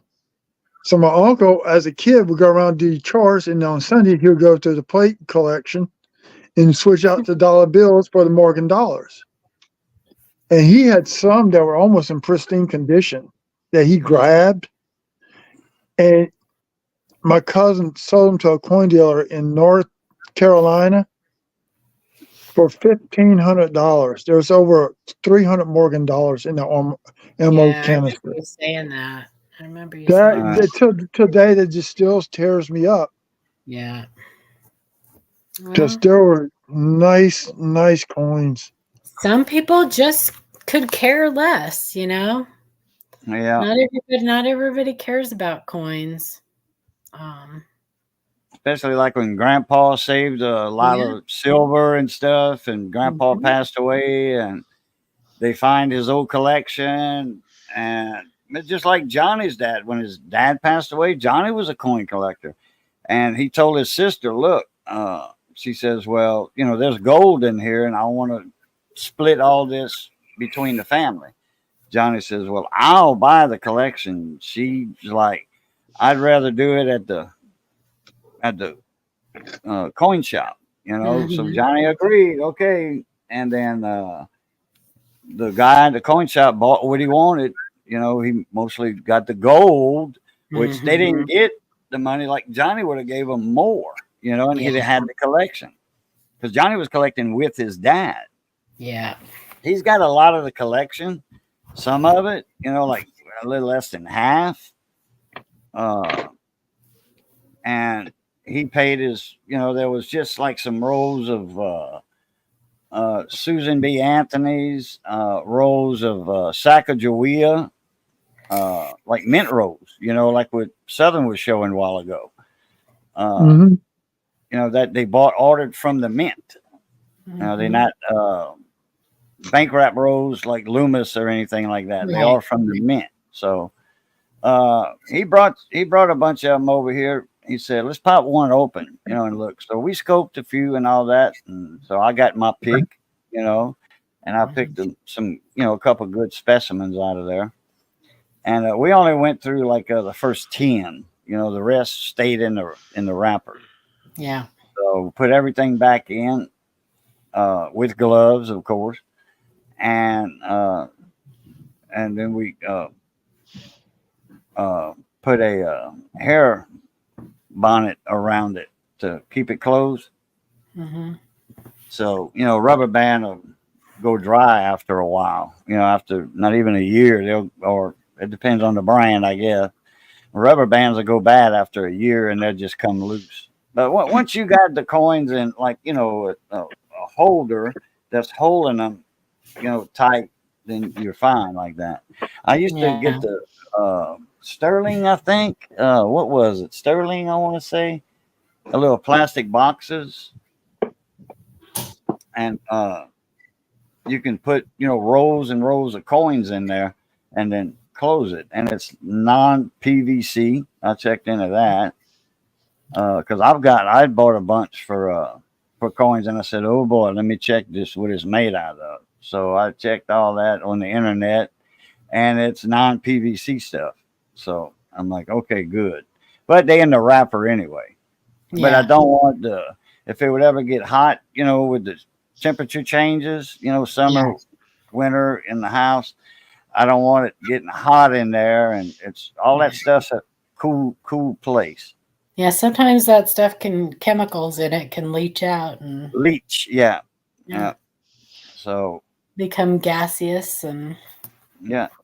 Well, that's cool, Matt T. Yeah, I only bought this because I want this Lucky Strike pack because I wanted an example to show people like what the 55 double dice came in, because some people just they don't know that.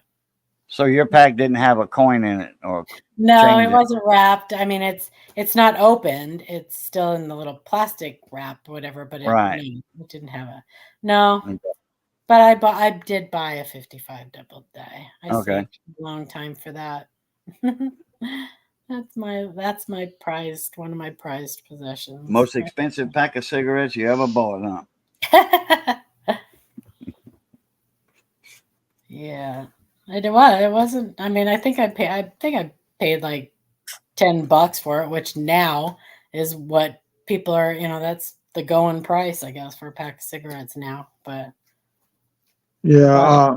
10 years ago, so it was a little expensive for a pack of cigarettes 10 years ago. But Yeah, my son, I'm trying to get him into the coins, but he likes foreign coins better. More or Very less, he likes Canadian coins.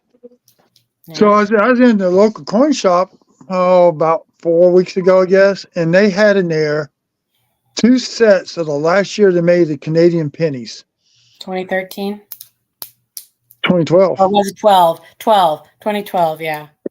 So I bought both of those. I gave him one. I got one.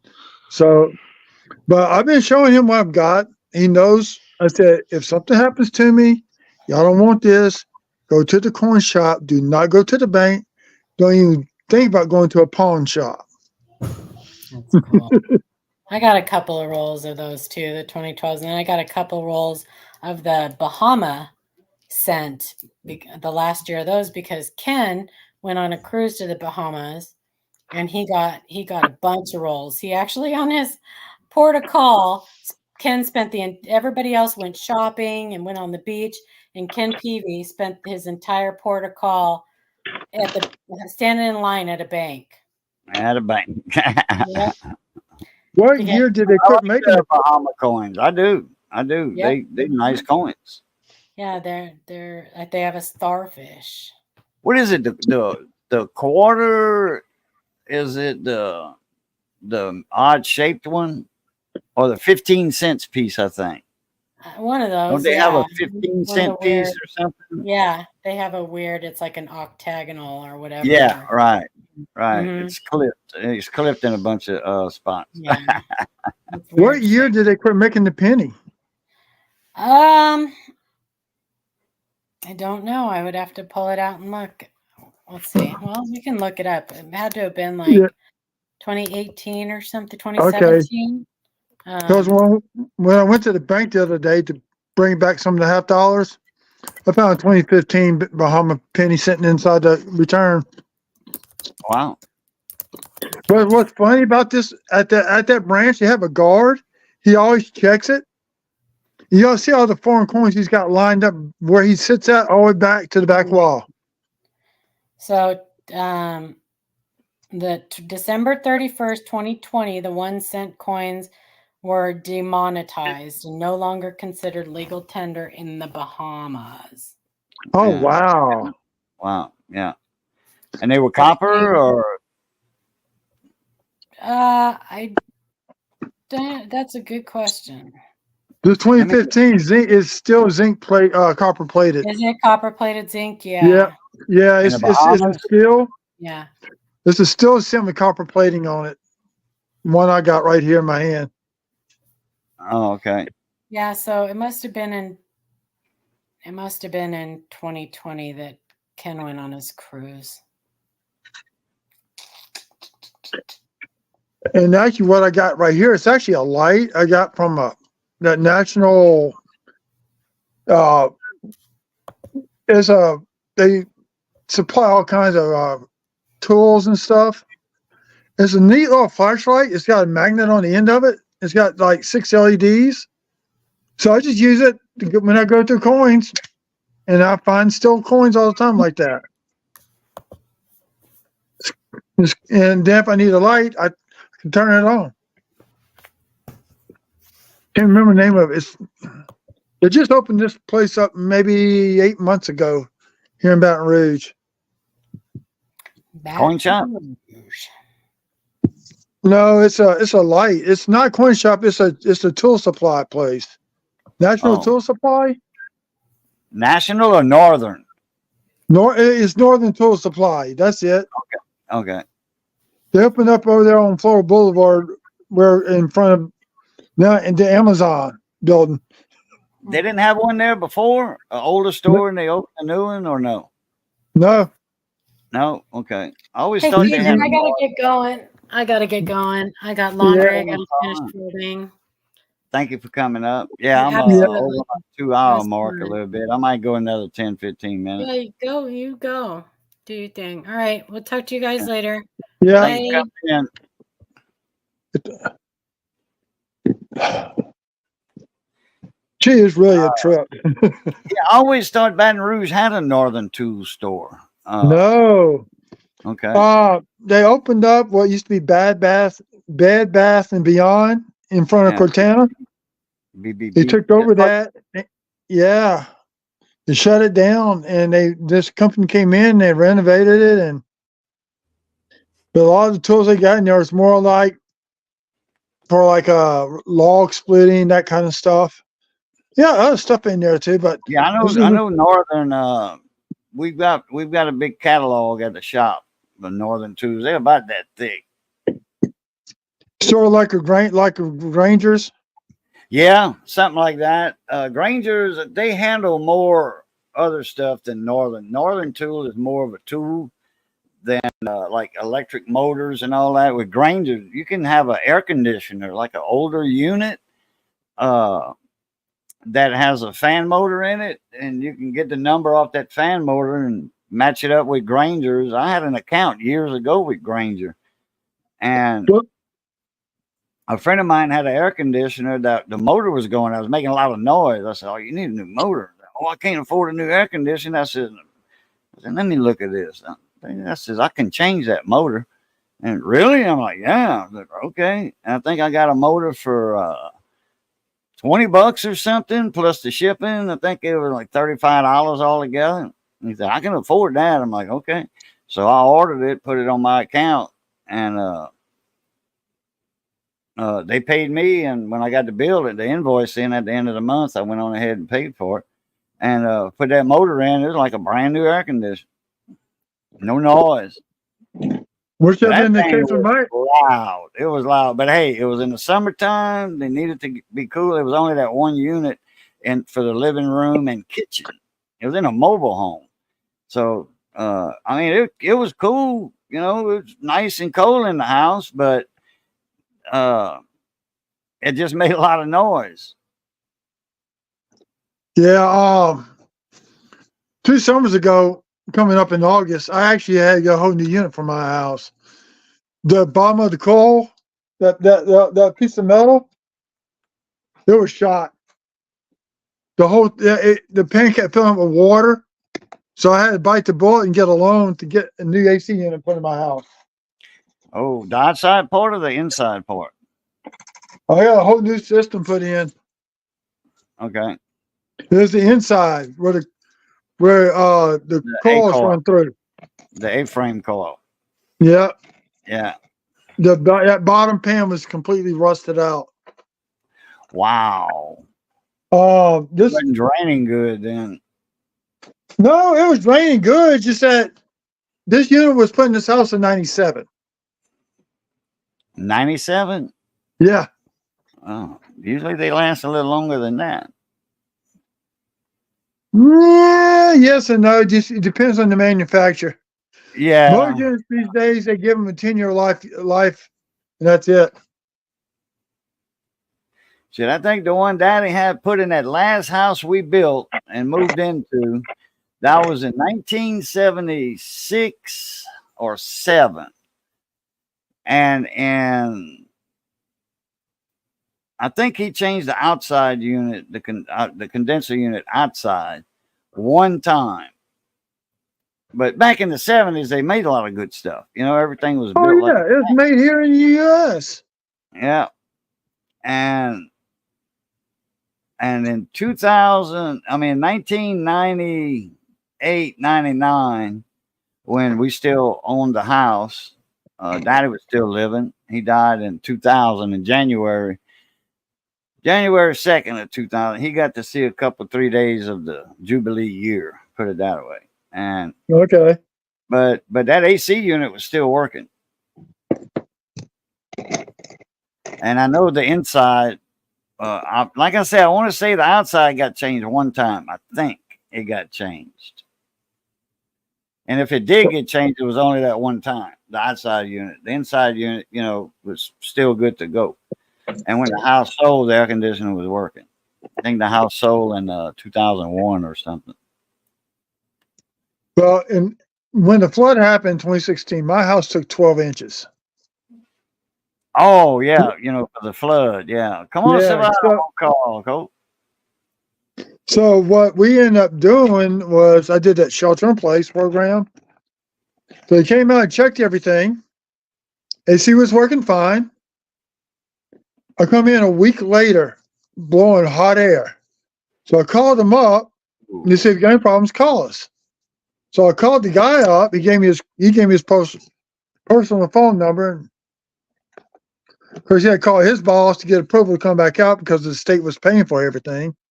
Oh, yeah. Well, they come back out and no Freon.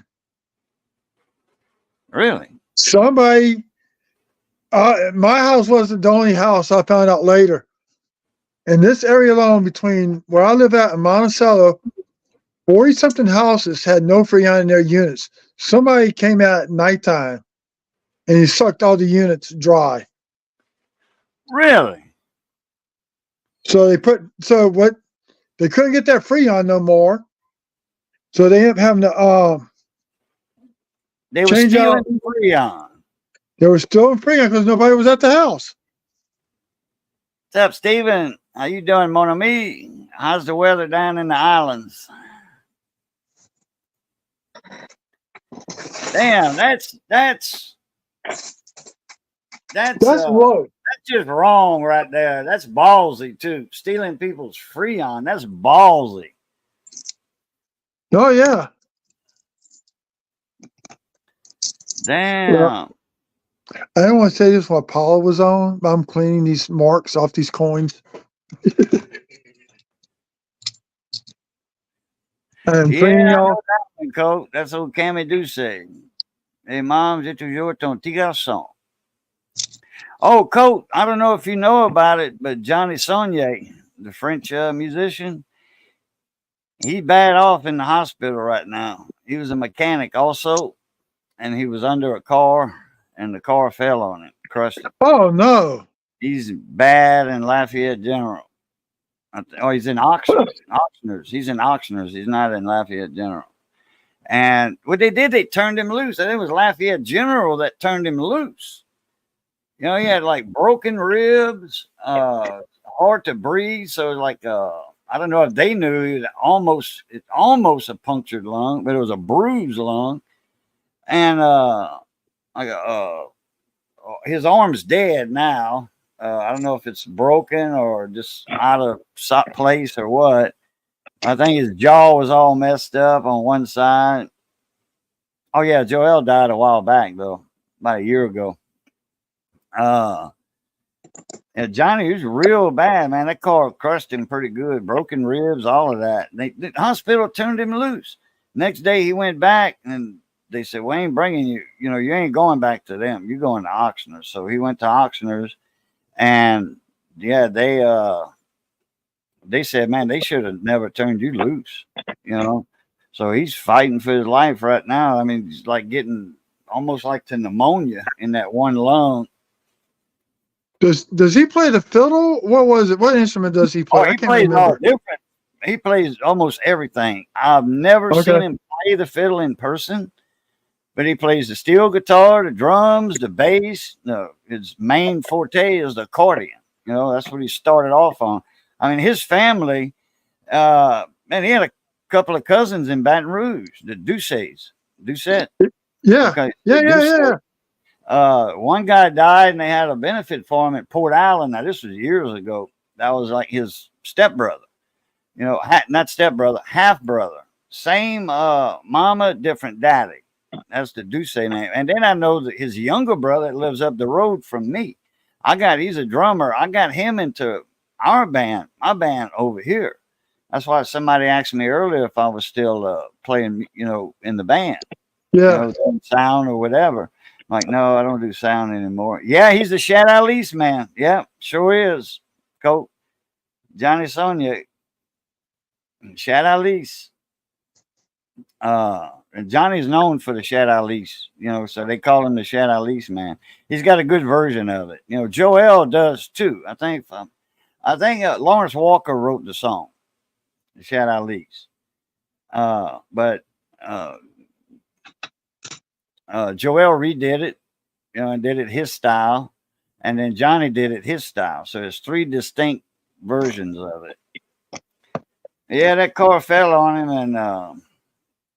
and he's been a mechanic for a long time. But I tell you what, man, he played the drums, the steel, the bass. He was an all-around musician. But, like I said, his main forte was accordion. Yeah, Evangeline specialty of Evangeline.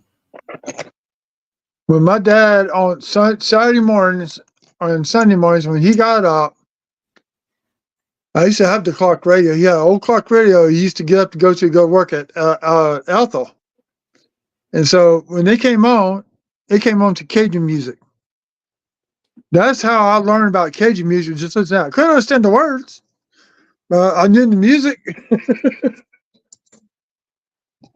And it's kind of crazy. People go, "Do you know how to play Cajun music?" And when they find I'm from Louisiana, I said, "No, that's on the other side of the river." No, they got a bunch of musicians in Baton Rouge. Al Myers?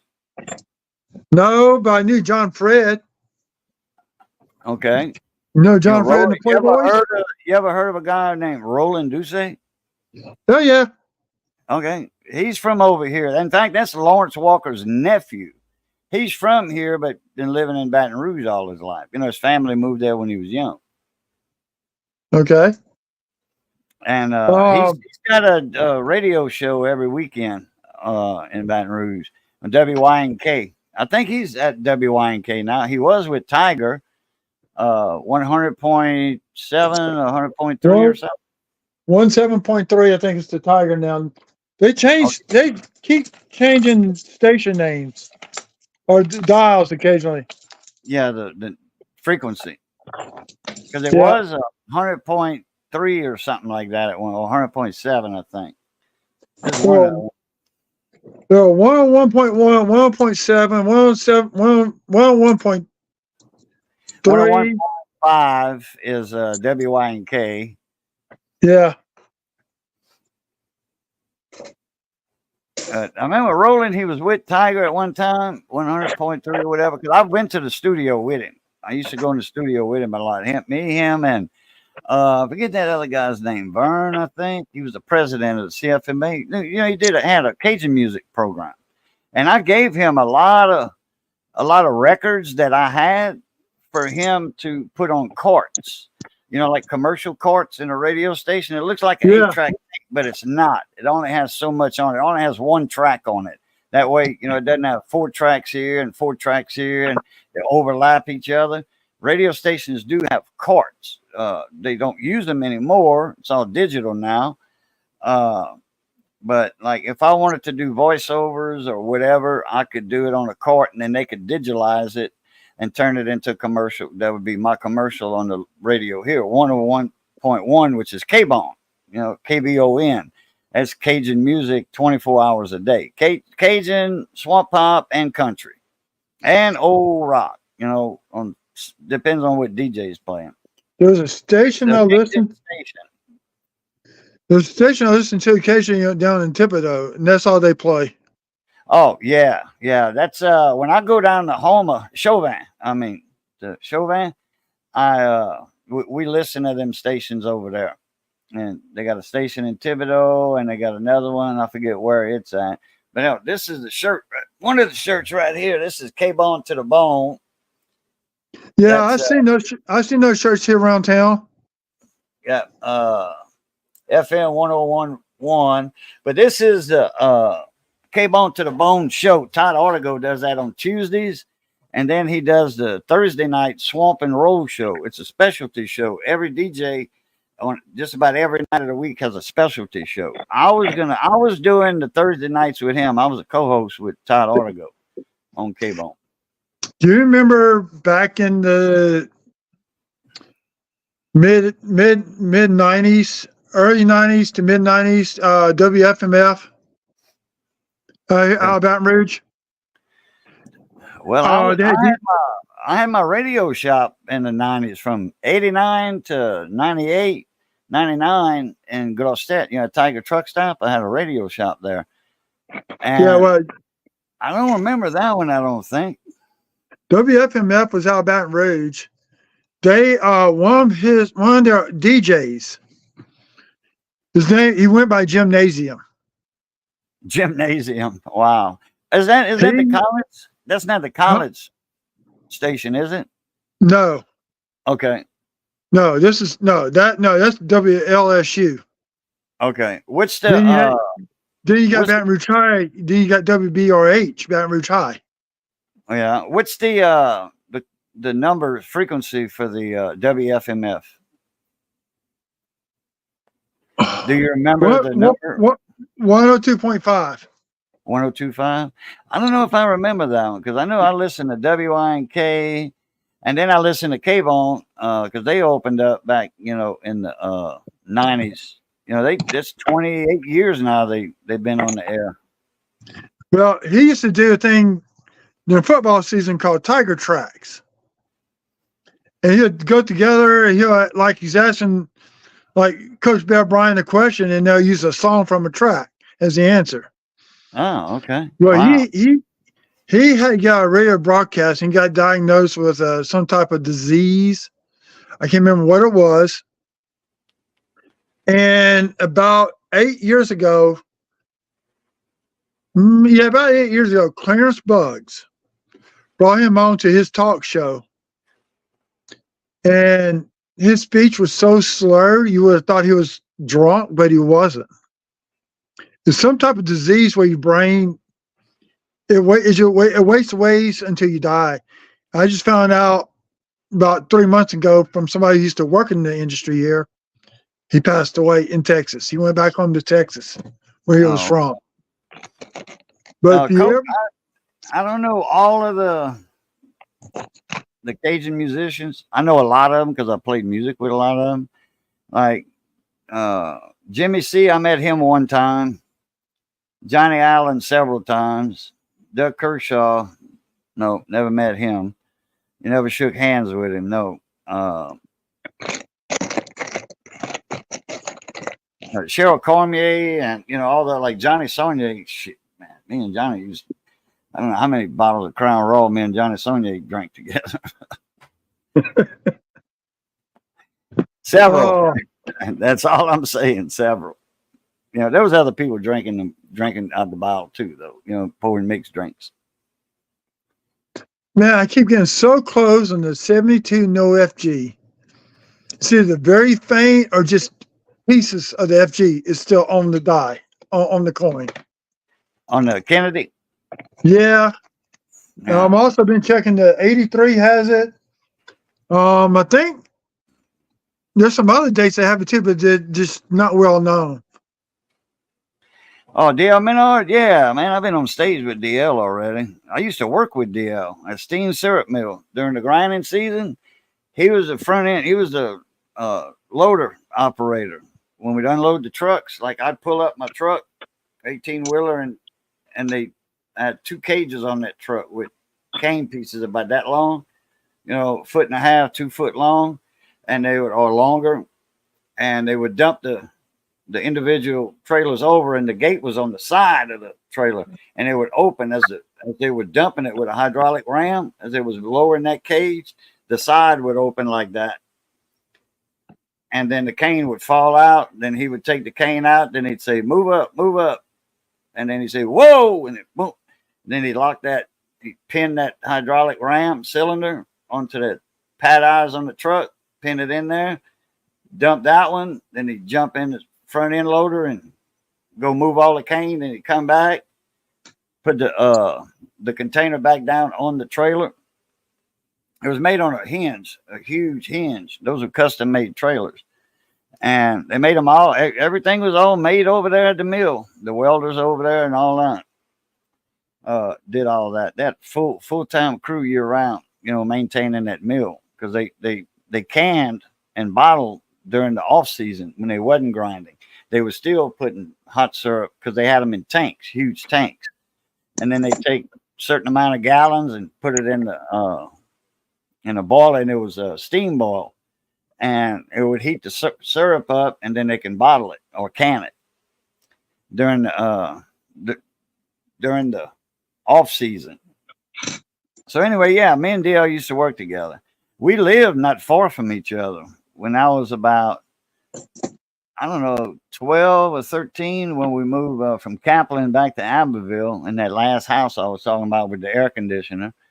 DL lived right down the road from me. It was about 4 miles. That area he lived in was called Erath. He had an Erath address.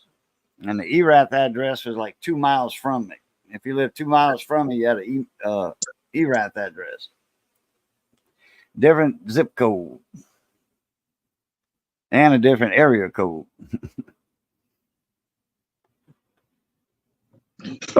Sometime, I guess next week, shoot me your phone number and email. When I get ready to leave, you come back from North Louisiana, I'll call you. Okay. Yeah, just sometime next week. Rodney Thibodeau, he was an accordion player. He lived in Baton Rouge for a long time. He worked at the chemical plants. Mitch Landry, he's a Cajun musician. He worked for Amoco for years in Baton Rouge. And then BP merged with Amoco. And then when they had the BP fiasco offshore, with the spill and all that, I was talking to Mitch. He was like, man, I don't know how long I'm going to have a job. I said, well, you ain't about to retire, ain't you? He says, I'm over my 25 years. He said, I'm almost 30 years with the company. But he says, yeah. So he retired, and way later, though. The spill didn't cause him to retire, but he retired. He got full benefits, and then, 401k and all that crap, full benefits. And then he went in real estate. I don't know how long he lasted in that. I don't think he lasted very long. But Mitch, he's got 5 or 6 CDs out. He's originally from Crowley. Cross the river, yeah. Really, Crowley. Landry. Yeah. Most of your, Addison Bruley, that's just right across the river. I'm talking about more in the Cajun country over here. A lot of musicians. That area. Yeah, that's right. Went there for work, Yeah, that's where Kevin Falk came from, huh? Lafayette, I think, or Baton Rouge. I know Kevin he went to LSU. Oh, yeah, he's from Lafayette area, but went to LSU. Yeah, Kevin and Marshall, they were cousins. Yeah. Both of them went to the NFL. Tell you what, I got a roll of, there's a guy on Whatnot, he goes by Prey Picker, and I snagged a $80 roll for $15 on 59 BU pennies coming in Friday. 59 BU rolls? Yeah, I got one roll coming in. I see him sell as much as on other Whatnot streams for $80. I snagged it for $15 the other day. Man, I bought some rolls not, I don't know, 4 or 5 years ago, 59. I think they were $2 a roll, $2.50 a roll. BU rolls have gone up in prices. I was buying 56 Denver BU rolls. You can probably $9.60s, all that for $4 a roll, 56 Denvers. Let me see something here. I don't know if they, I looked on their website a while back and they said they were out of rolls. So I don't know. I'm going to have to call them and find out if they're getting any more or what. Where are you buying from? I could buy silver, BU silver, man, for You know, dimes were I think 110 a roll, 120 a roll. BU Who, depends on who, what who, year though. yeah, but who were you buying from? Allen's Coin Shop out of Missouri. Oh, okay. ALLEN S. Comma to the top S. Allen's Coin Shop out of Missouri. I Trying to turned on a find. bunch of coin collectors to them, man. They were buying the rolls like crazy. That's probably why they got rolls. Trying I to paid find. $26 for those 69 S's. Wow. Oh, for those 69 S's. Oh, yeah, yeah. There I you got go. roll Man, I 69 got S. some, I ordered some 69s from them. I got a roll or two of them. I don't think I opened. Yeah, I got several. I got some 72 S rolls from them. They were all just a few dollars a piece. I left the They've gone up. in Yeah, all the, stored my coins, not all my rolls, not long ago.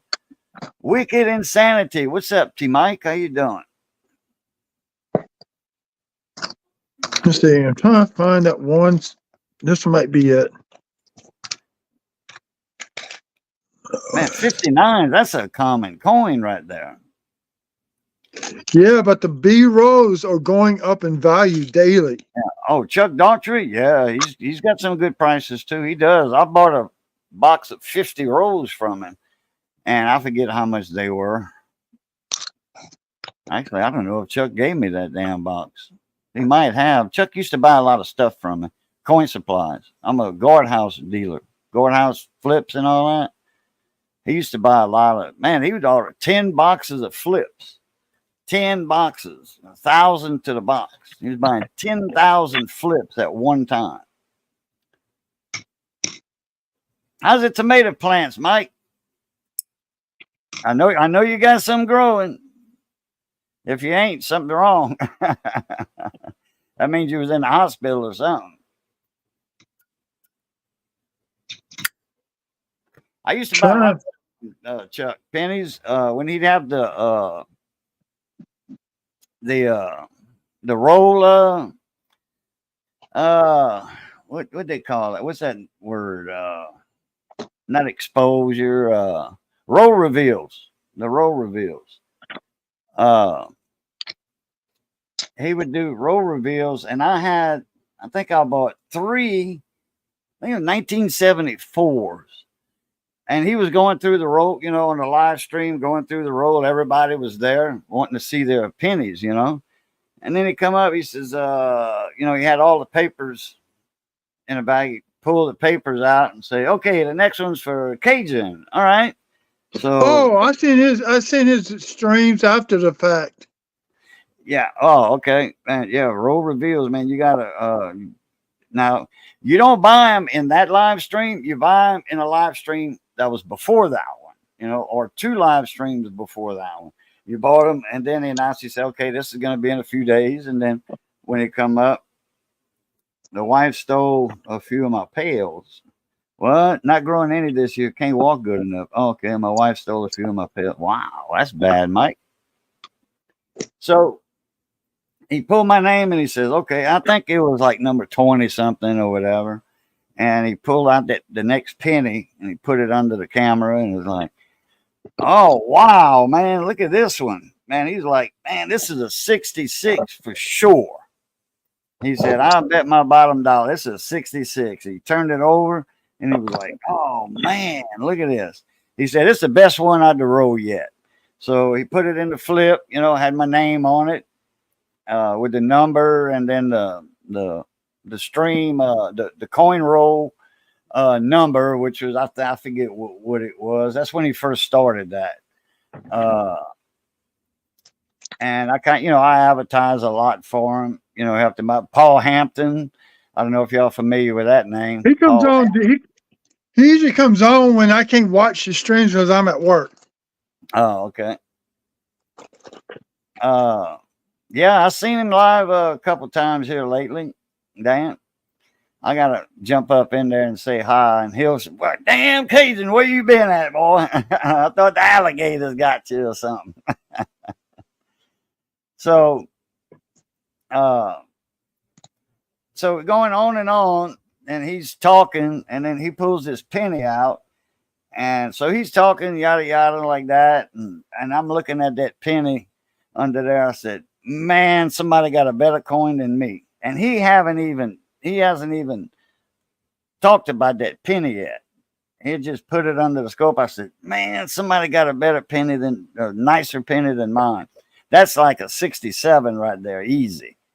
Well, he's like, "Oh man, I'm flapping my gums over here when I'm looking at the most prettiest coin 74 I've ever seen in my life." And he turns it over and he does, ooh, like that. He got the shake, the shivers. We call that the frissons in French. He had the frisson. He was like, "Oh man, this is the most prettiest coin." He said, "I'm jabbing my jaws over here." And he says, when I'm like, he said, "Who's this penny for?" And then I'm still thinking, I said, "Man, somebody got a better penny than mine." He said, "Cajun, this is yours too. Damn, 2 in a row, boy." So I'm like, "Oh man, that's my penny. Good deal, Lucille." Man, I was all excited. I got them going. Then to my third one, he cups some up on it later. You know, it was about the 44th coin or something. And he was like, "Let's see, this one right here. Oh, this one's, oh man, this is bad." And it was. It didn't look good at all. He said, "Who's this penny for?" And he's like, "Cajun." You're like, "Okay, you got a bad one now." He said, "You got 2 of the best coins, 2 best ones of the roll so far." And he said, "This one's bad." So I'm like, "Oh, well, you know, they were a buck a coin, I think, you know, buck 50, because it was 74s. Now, when he does the 50s and stuff like that, then, yeah, then the price goes up to like $3 a penny, you know. Yeah. I've got I've got two original finds from him where I have what they call the plate coin. That's the one he took pictures of to put in his book because it's a new find.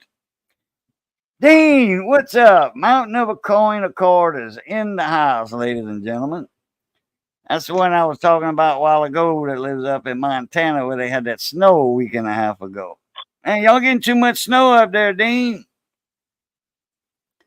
And don't be sending it down this way. Y'all can send the cold air down, but not the snow. Yes. Then the cool air, but no snow. Yeah, I'll tell you what. I wish you would send some snow down because that would be a state record, I think. That would be a record if it snowed in May or June. I have got a tube. I'm trying to find it. Adam got from him a 60D BU roll. I want to say about 20 of those coins around the bottom, the left of the base of the memorial set. I've got die chips like crazy. And now I can't, and I had that roll pulled out looking at the other night, and I put it back in. Now I can't find the damn son of a gun. Huh. I mean, it's underneath, to the side. It's now I did just find my 69S floating roof I got out of a roll. That's what I was looking for. So one of those scoreboard flips. Yeah, they say we had fresh snow on the hills this morning. Damn. The end of May, still snowing. I want to see what year it was. 87 that spring. I was closing McDonald's, walked out, had ice on my windshield. It was right in mid of May. Ice on my windshield. I said, "Y'all got to be kidding. It was 80 degrees earlier today. It was like 42, 43 degrees with the wind chill, but we had sleet come through. One of those freak natures. It must have been a late cold front, that strong cold front that come through. It was. That was in May. That was in May. May of 87. Oh, 87. Because I remember last year or the year before, we had a cool May. Not cold, but cool. Very cool. Just about the whole month. In fact, it got down like in the low 40s, I want to say. Yeah, I did. And then after that, it got very hot.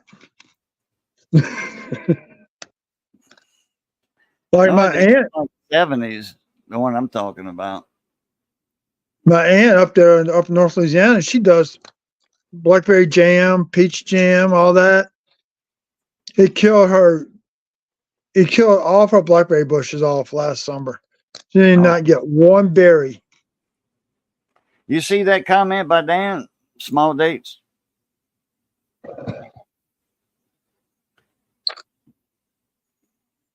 What? What year was that? 60? 60? Yeah, I'm looking at the 60 large dates. Okay, I got a roll of 60 large dates. I gave a bunch away, so I don't know how much left is in the roll. I think I only on one roll of 60 large small dates are very expensive. 60, yeah. I think I checked at Max. They wanted $500 for a roll.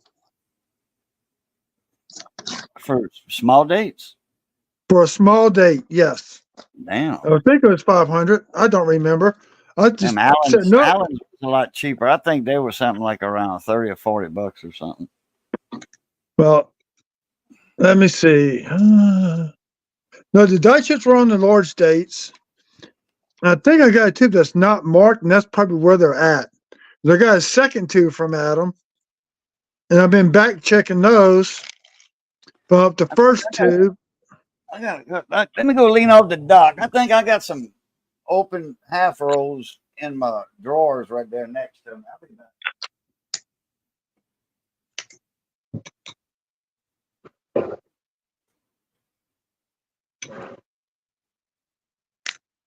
Oh, wait, I can show y'all something here in a second while he's gone. Hold on one second. We have a coin shop on Monterey Boulevard called Richard's Coins and Guns, or Guns and Coins, something like that. I picked this up from him about a month ago. Reach over here and get it out, Mike.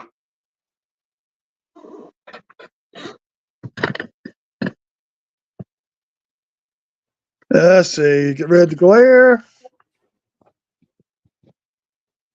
Camera. Give me a second, y'all. Let me switch the camera around.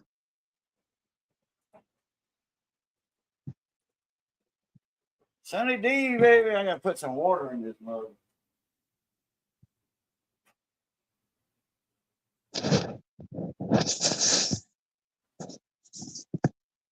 There y'all go. Complete BU set of large and small date 60s. Denver and Philly. Oh, that's in a capital holder. Yep. Paid eight, maybe $12 for it. Somewhere's up in that ballpark. Oh, let me present that. Hold on a minute. Come on, Cap, open up. Actually, I think if I turn it sideways, I can make it bigger. There we go. Turn the light away. Get a background light. I remember those sets. There were companies doing that. Yep. Making those sets up as capital holders and selling them at the magazines and Coin World magazine. They were selling those for I don't know, $4 or $5 a piece, and that was in the 70s and 80s, early 80s. They were doing that 70s. And then I got 2 full sets of this. That's the 60 and the 60D. Yep. One's Philly, one Denver. Then I got 2 sets of these. There's your 82 transitional year. Oh yeah. Too bad you don't know if you got the 82 Copper. Denver small date copper. No, I check every penny I get that has an 82 on it. Every one. Oh yeah, me too. Well, I got 2 sets of these. If you want a set, I'll pack one up and give it to you. Oh yeah, I ain't gonna turn that down. Okay. Hell, hey, yeah, just pack it up and deliver it to me. Well, I'll pack it up. I'm gonna bring it up there. Bring one up to North Louisiana. Yeah, there you go. Cool deal, And, Lucille. now come on back to your way. I give it to you. All right. Look, here's some. Here's a roll of 56D. Oh, I got you up. Yeah, hold on. Let me switch my camera back around.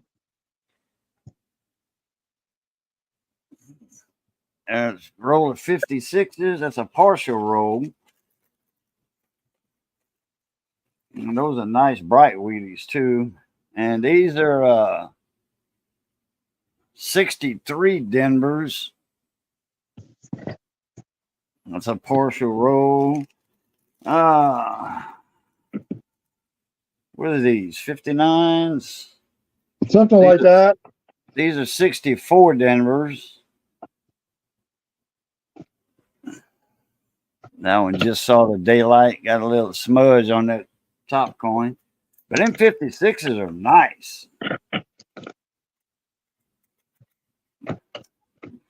Let's see. That's a And this nickel. is Federal Reserve Bank of Cleveland, Ohio. These are bank wrap rolls. Look at there. Who was it? Somebody was on doing his live stream the other night, and he's calling the rolled pennies he had, or nickels, of course, whatever, bank wrapped. I said, those are, I put in his comment, said, those are not bank wrapped. That's the company that makes them out of Pennsylvania. The Strings and Sons wrappers. Said, that's Blue. not bank wrapped. Yeah. He didn't realize, he thought that was a bank. These are the Federal Reserve Bank of Cleveland.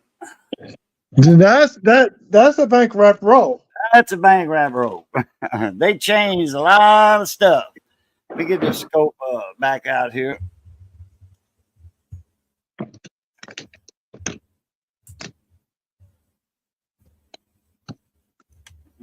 I already mount my phone back up so I can show you this floating roof. All right. Let me switch my camera. I wish I could get my dang webcam to work, but it won't work. It won't connect to YouTube. You mean to StreamYard? Yeah, for me to get on there, yeah. You got to switch it over in the. You got to hook it up. It was hooked up. It wouldn't switch. Then you got to switch it in your camera setting to that Yeah. camera.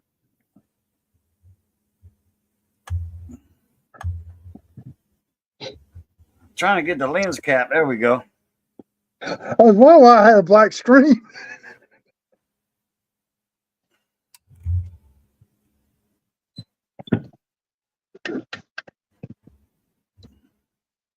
Let's put this back in.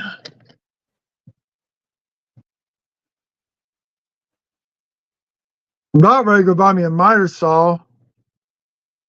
See, I'm pretty sure that's red, but it's gray on my end. Yeah, it's red. It's not red. It's the light, I think. I mean, it's a red coin. Don't get me wrong. You know, red copper. There we go. Now we see in the red copper. I tell you what. Let me turn this light off. I got another light over here that I use.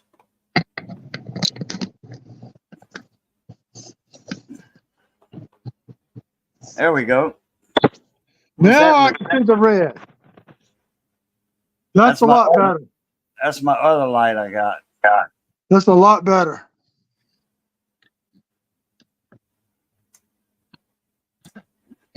Come on, flip over. There you go. Trying not to touch it, just the edges. I got some little smut marks on there. Let me break out the next. break out the next one. Break out a couple of them. Yeah, actually, I still got a box of pennies out in my car I need to bring here before I go to bed tonight.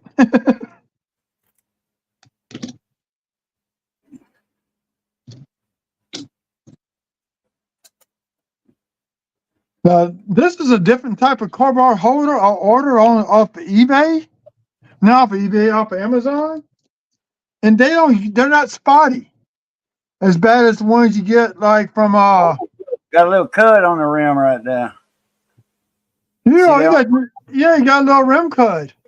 Yeah, that one's going in a. That one's going in a holder.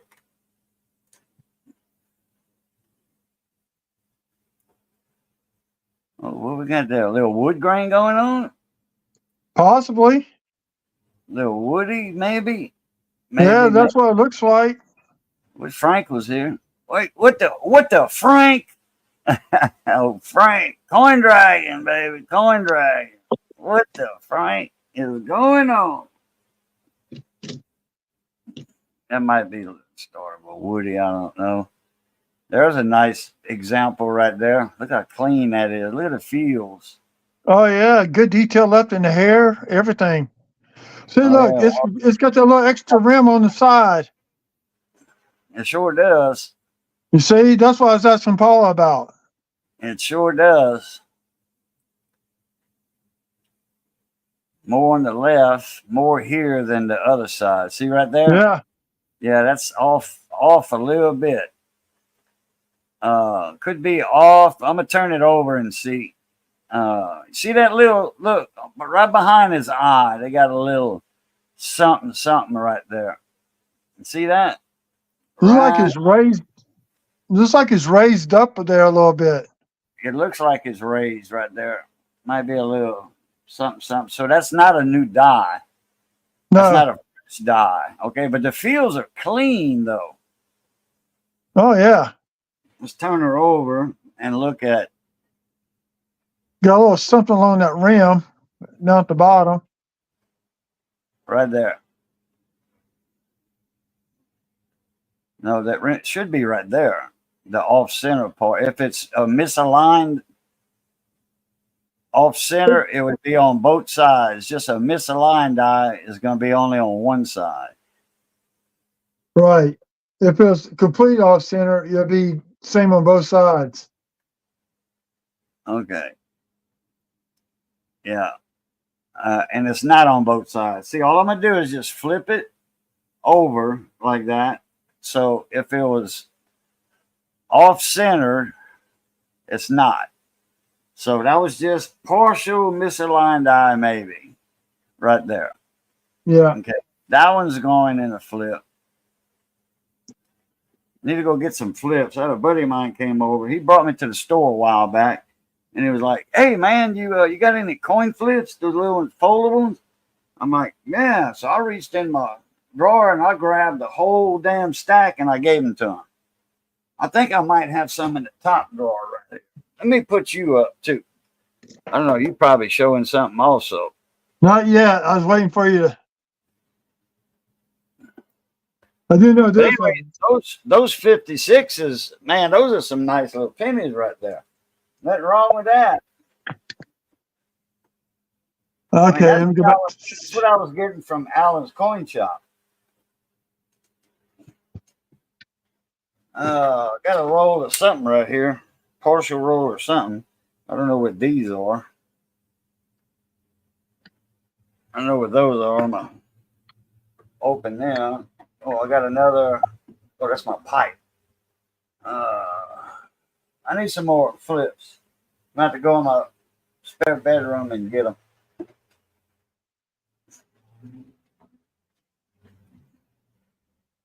I have to go in my spare bedroom and get. Oh, I gotta turn the camera back on. God dog it. Okay, I ain't gonna do that right now. I'm gonna just put those. Yeah, I'm gonna have to. I'll be right back. Let me see if I can get to it.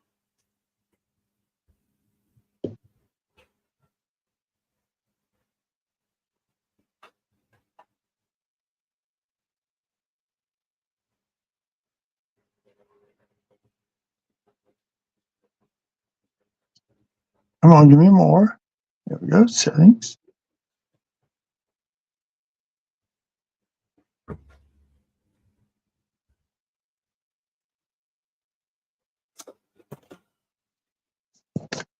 Okay.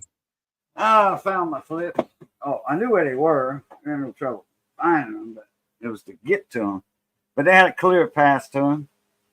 Okay, this is the one with the rim. Crap. I'm gonna just put it in here. No, because I need to mark it some kind of way. All right, I'm gonna cut that up. Okay, it's 56 Denver.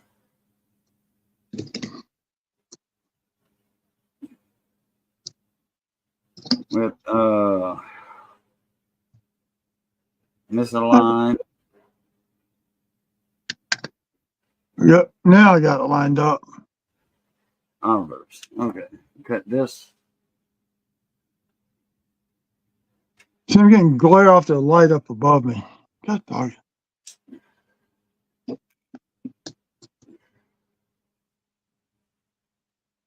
Okay, this one was let me make sure. Yeah, that was it.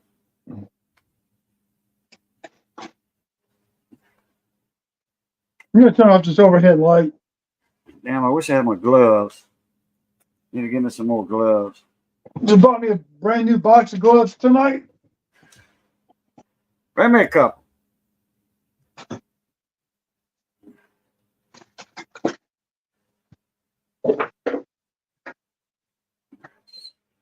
There we go.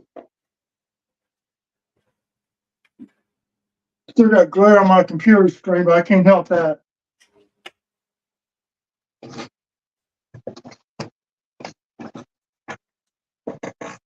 A little bit too wide. I don't know where my coin flip things are at. All right. Now, Oh, I know where the light's coming from. It's coming from my where's damn scope. that one with that little bitty baby rim cut. Little the TBB. That's not it. That's not the one.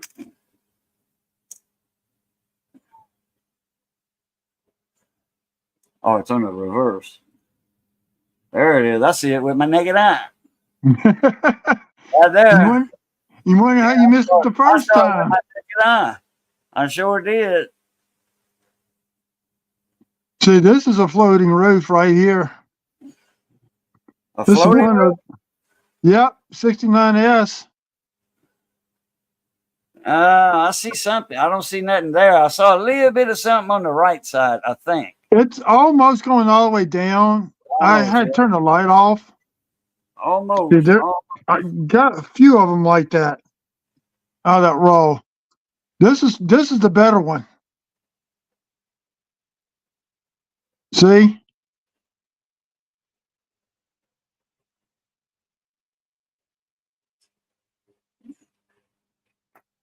You See a got, little something there. I yeah, see a little but something on the left. but it's not touching the roof. It's only going down like halfway between Right. the top of the first roof and the bottom of the second roof. It just stops. Right. Yeah. Go to the right a little bit. Yeah, you got a floater. That's a floater right there. You got a floater. The other things I like to do is go to the Jefferson Nichols. The new moderns. You talking about fine stuff on them all day long. Oh, what year? On the more modern Jefferson Nichols. Oh.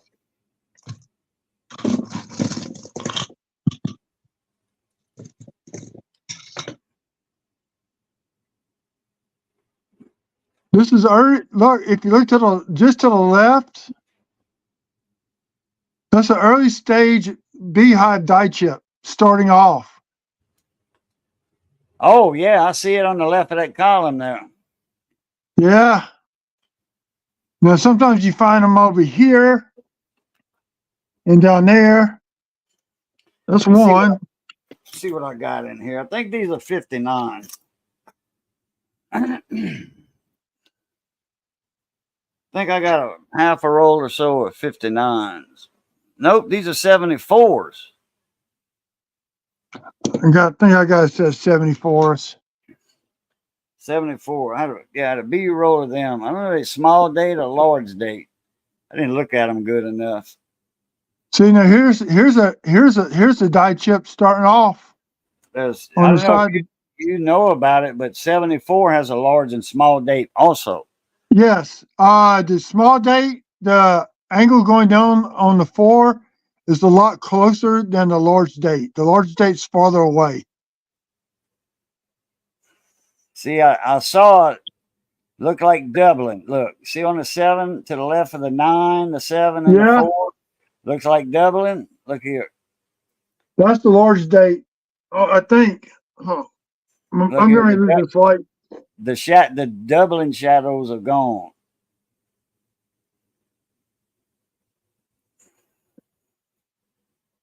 That looks like the small date 4. What's that? Yeah, on the large date. Hold on, put it back. Put the date back. On the large date, the horizontal. The horizontal bar.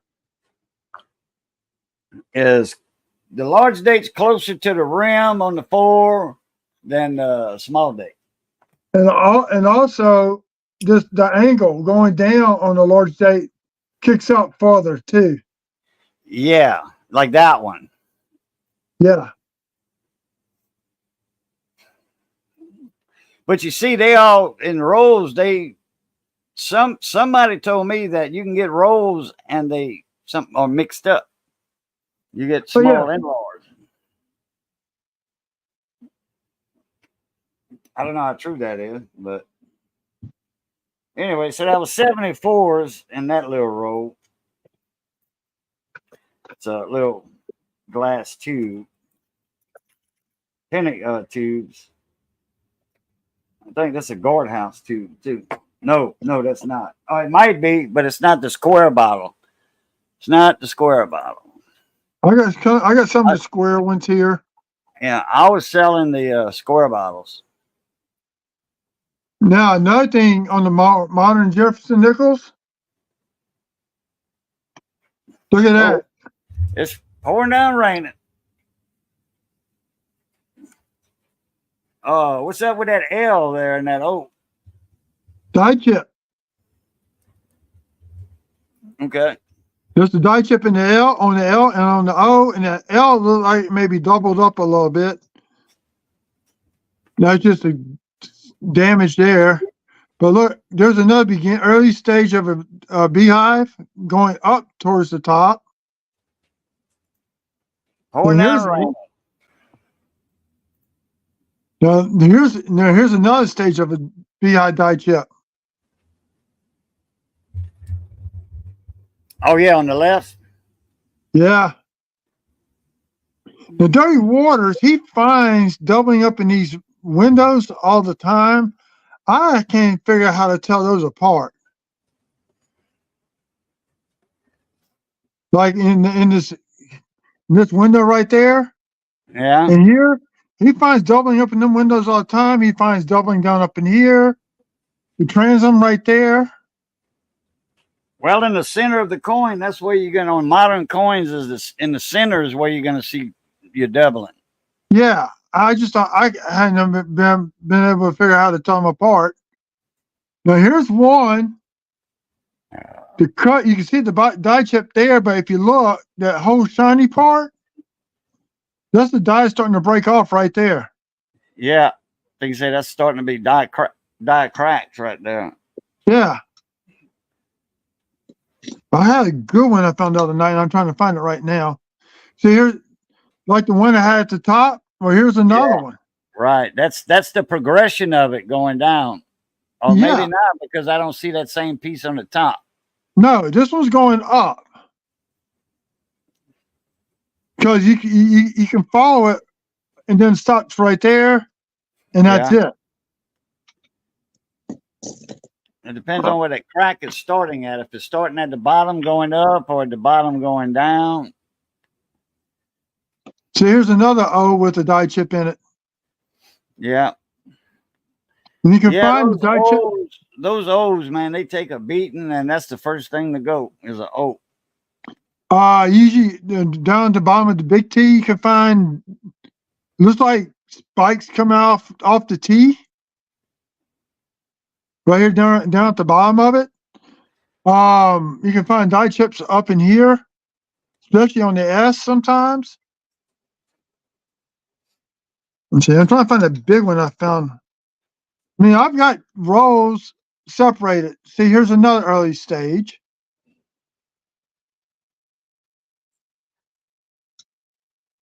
Yeah, the O's all right on that one. You see, on Yeah, the die itself, that O in the middle is going to be raised, and they chip off. That's what causes that extra metal inside the O on the nickel.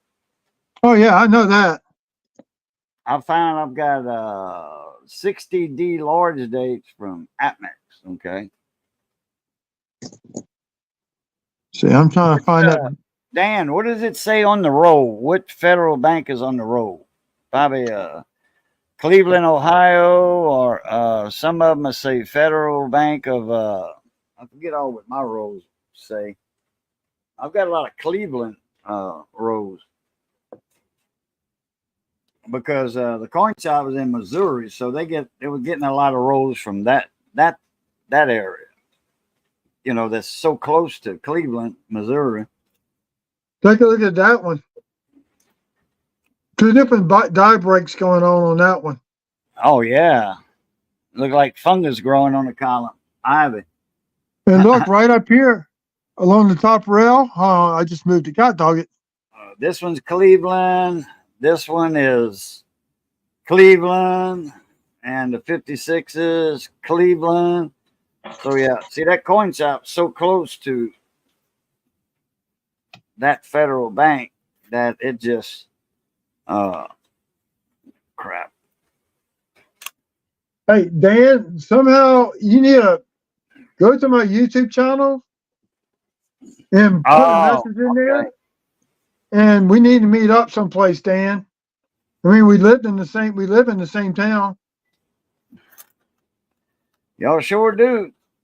I mean, if you want to, we can meet up at Louisiana and Golden Coin on a Friday afternoon, right around 1 o'clock. They know me. We're there every week. Oh, here you go. Look at that one. Same coin, but on the opposite side. Opposite side.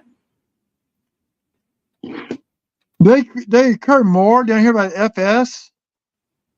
Never this big up above it. You usually get smaller ones on this side.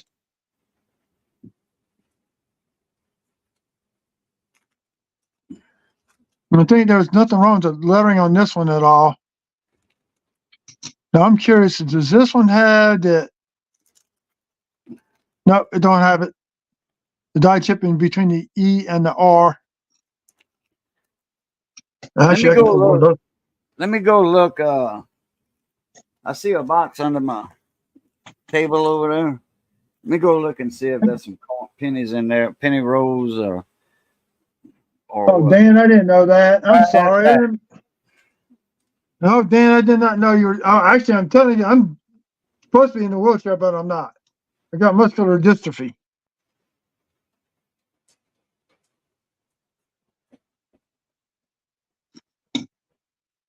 Let me see something here.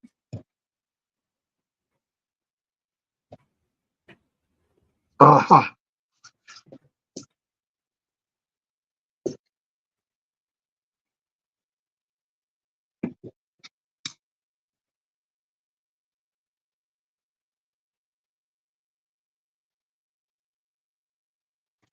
Small one?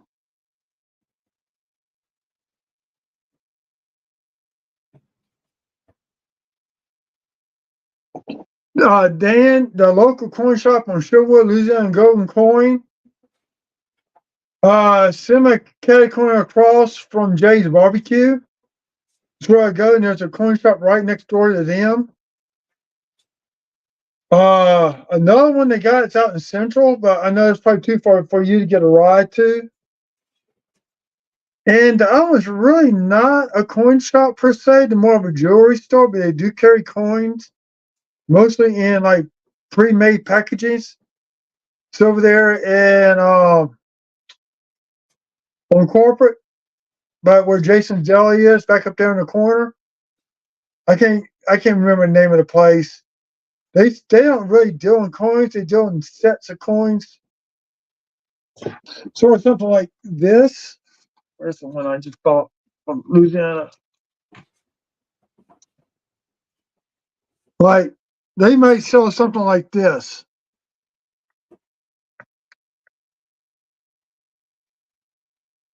That's what that place sells. So that's actually 40% silver in there. These are all 65 mint state. Probably a 64 at the least.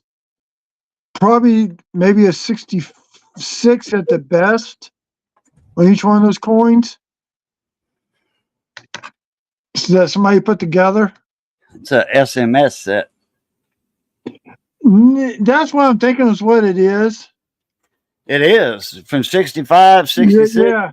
67. That's Yeah, all. but because it's not in U.S. government package, Oh, I'll yeah. knock it down. I'll knock it down 2 points in grade because it's not a government package.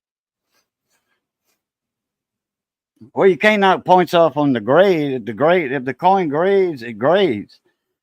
Well, I know that, but I'm saying if they took it out of the original government package, it's probably not what it really should be. In fact, I can open up this case right now. It's just a snap tight case. Right. Oh yeah, I understand that. But if the coin grades, I mean, like if you Oh, yeah. think you got a MS 68 and you send it in and it's a MS 68, it's gonna be that. Right, but I'm saying if I was to send it off I for the wouldn't. grading, yeah, I'm not going to send it off. But I'm saying if I was to send it off, Right. I'll say it's a MS65. You're right. It could might grade out MS68 and they get hit the upcharge. But I'd rather be safe and lose a little bit of money than lose a lot saying it's MS68 and it's MS65. You see where I'm coming from? But rather send it off more conservative than what it really is. That way, if it is conservative, I don't lose that much. But this is a small.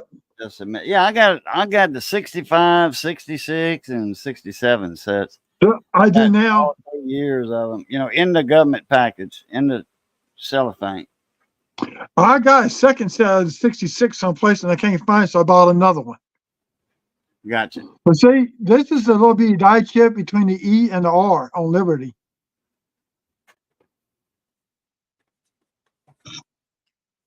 And then I got a full row of those. This can be another one. You see, that's just a little bit bigger.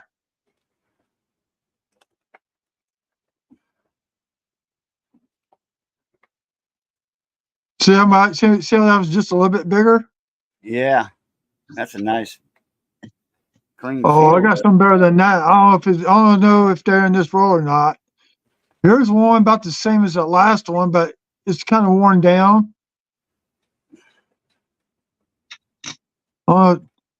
There's a little bitty beehive starting off right there on the edge.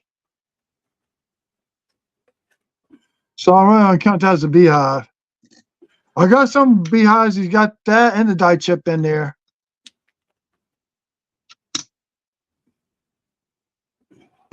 See, that was more. See, you can see how it's worn down. It's a 2015. And I don't keep all of them because, it's money that I could use on another row. Now, here's one that's a little bit longer than that last one. This is 2014. And I got a little something going on right there on the edge of that Y. Got a little tiny die chip on that one. Yeah, So I don't look at like die chips. Like if it's a big die chips and die cracks. Oh man, yeah, I'll hold on to them. Oh yeah, yeah, I just Dave, it's raining big time. we got rain earlier today, not like yesterday. That's the same size. Moving from the west to the east, so you'll be getting some after a while. Let's see, what time is it now? We probably getting about another hour and 15 minutes. Yeah, I haven't looked at the radar, and I haven't looked at the radar. I use I go on Channel 2's interactive radar. I got that bookmark on the front, my Google page. So when I open a new tab, Yeah, like I'm gonna do that right now. Open a new there you tab. go. You want a big Yeah. die chip? That's going to be the second because the full one encompasses the whole circle and goes all the way up to the E and the R. I got one in a row some other place, but I'm not going to Yeah, I break that see it roll in out. there. I see it in between the E and the R. I'm calling. I'm calling. I'm gonna call this one at stage 4. The full one's gonna be at stage 5. The prophecy catalog. This could be a stage 4 die chip in that area.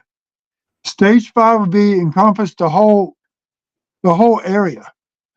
Stage 1 would be like the first one I showed you. Oh man, look at this crap. Let's What is see it? which way it's moving. Oh, it's moving toward y'all. Man, they got a huge squall line from above Shreveport all the way down to the Gulf. Oh Man, shit! we fixing to catch hell in a little bit. Oh shit! I'm putting that in the wrong container. Man, Oakdale, a little town northwest of me. Man, Yeah. they rocking and rolling over there. Well, it just passed them. Opelousas is catching hell. Man, it's heading your way too. I don't even know if it'll be an hour, man. It'll be like 40 minutes. It'll be in Baton Rouge. Great. That's the only thing it needs for me to lose power tonight. I'm looking at it ain't that bad. I'm looking at the interactive radar and WBRZ, baby, channel 2. See what I do? Look at this. I marked the rolls. I don't know if you can read it or not. It's too. I'm right in the middle of all that. Dan, look to the west of Lafayette. Kind of little north and west of Lafayette. I'm right in the middle of that. See, look. See how I marked the roll? To the left, Opelousas.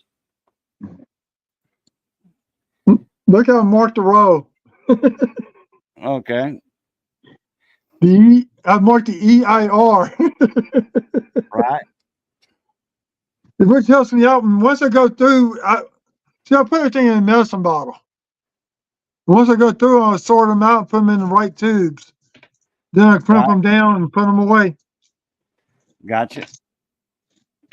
Yeah, I got a couple of these tubes.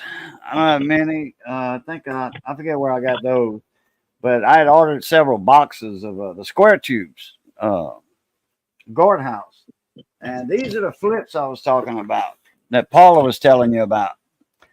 The non PVC gourd house, and that's them right there. How many comes in a box? 1,000. Shit. I don't have that in here. I might have 250 left, maybe. So I think that that's what Blue Ridge uses. I think. yeah, everybody just about that's big in the coins. Ken Peavy, he used those. Shay and Andrea, Manic coins. Shay, he uses those. Yep. Chuck Daughtry used to buy those from me. Like I said, he buy 7,000, 10,000 at a time.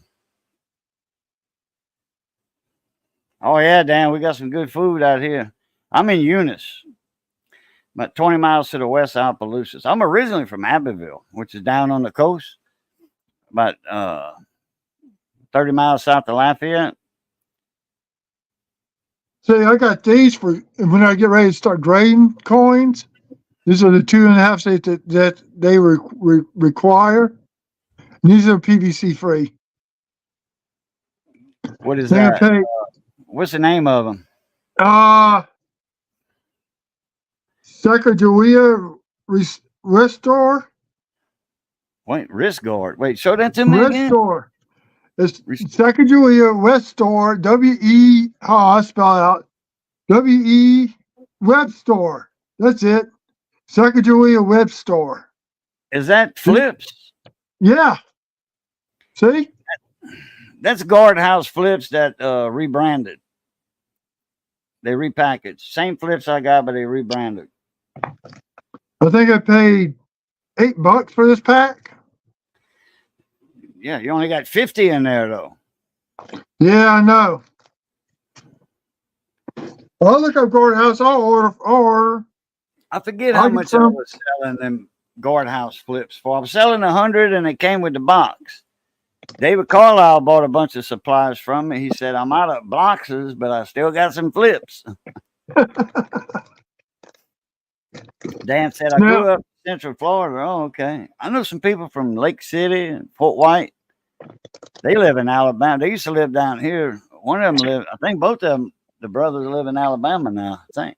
Or one in Mississippi and one in Alabama. Now these I bought from Littleton Coin Company. These little airtights. Yeah, I get those.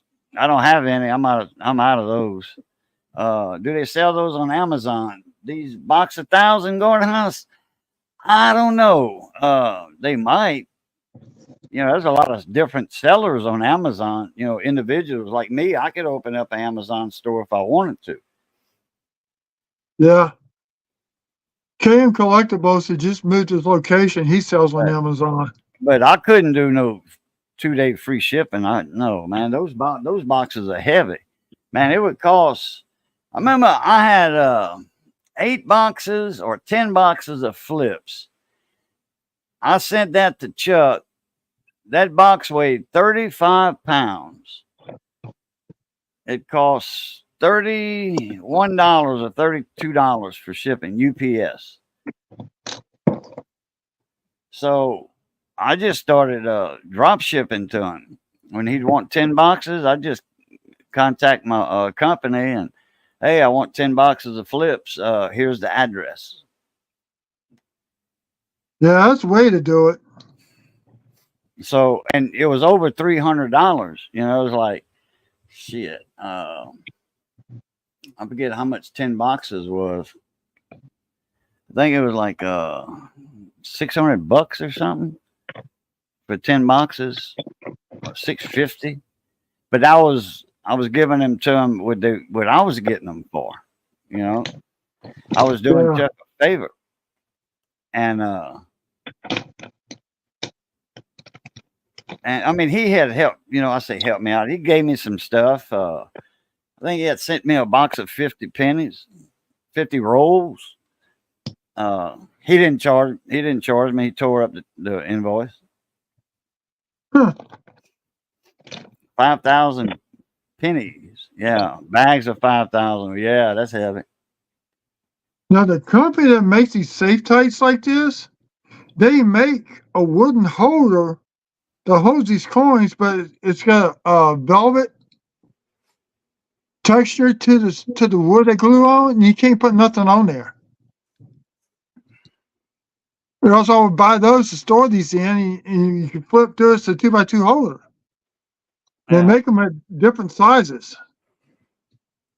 Oh yeah, yeah. I can get the 2.5-inch flips too instead of the 2x2. I get the 2.5. You know, well, for all the your dollar trading coins service. and all that. In fact, that's what guardhouse. That's what PCGS wants you to send coins in as a oversized holder, like a They all 2.5-inch holder. That way, it's easier for them to get out. You know. Yeah. PCGS, NGC, Annex, ICG. That's what they require.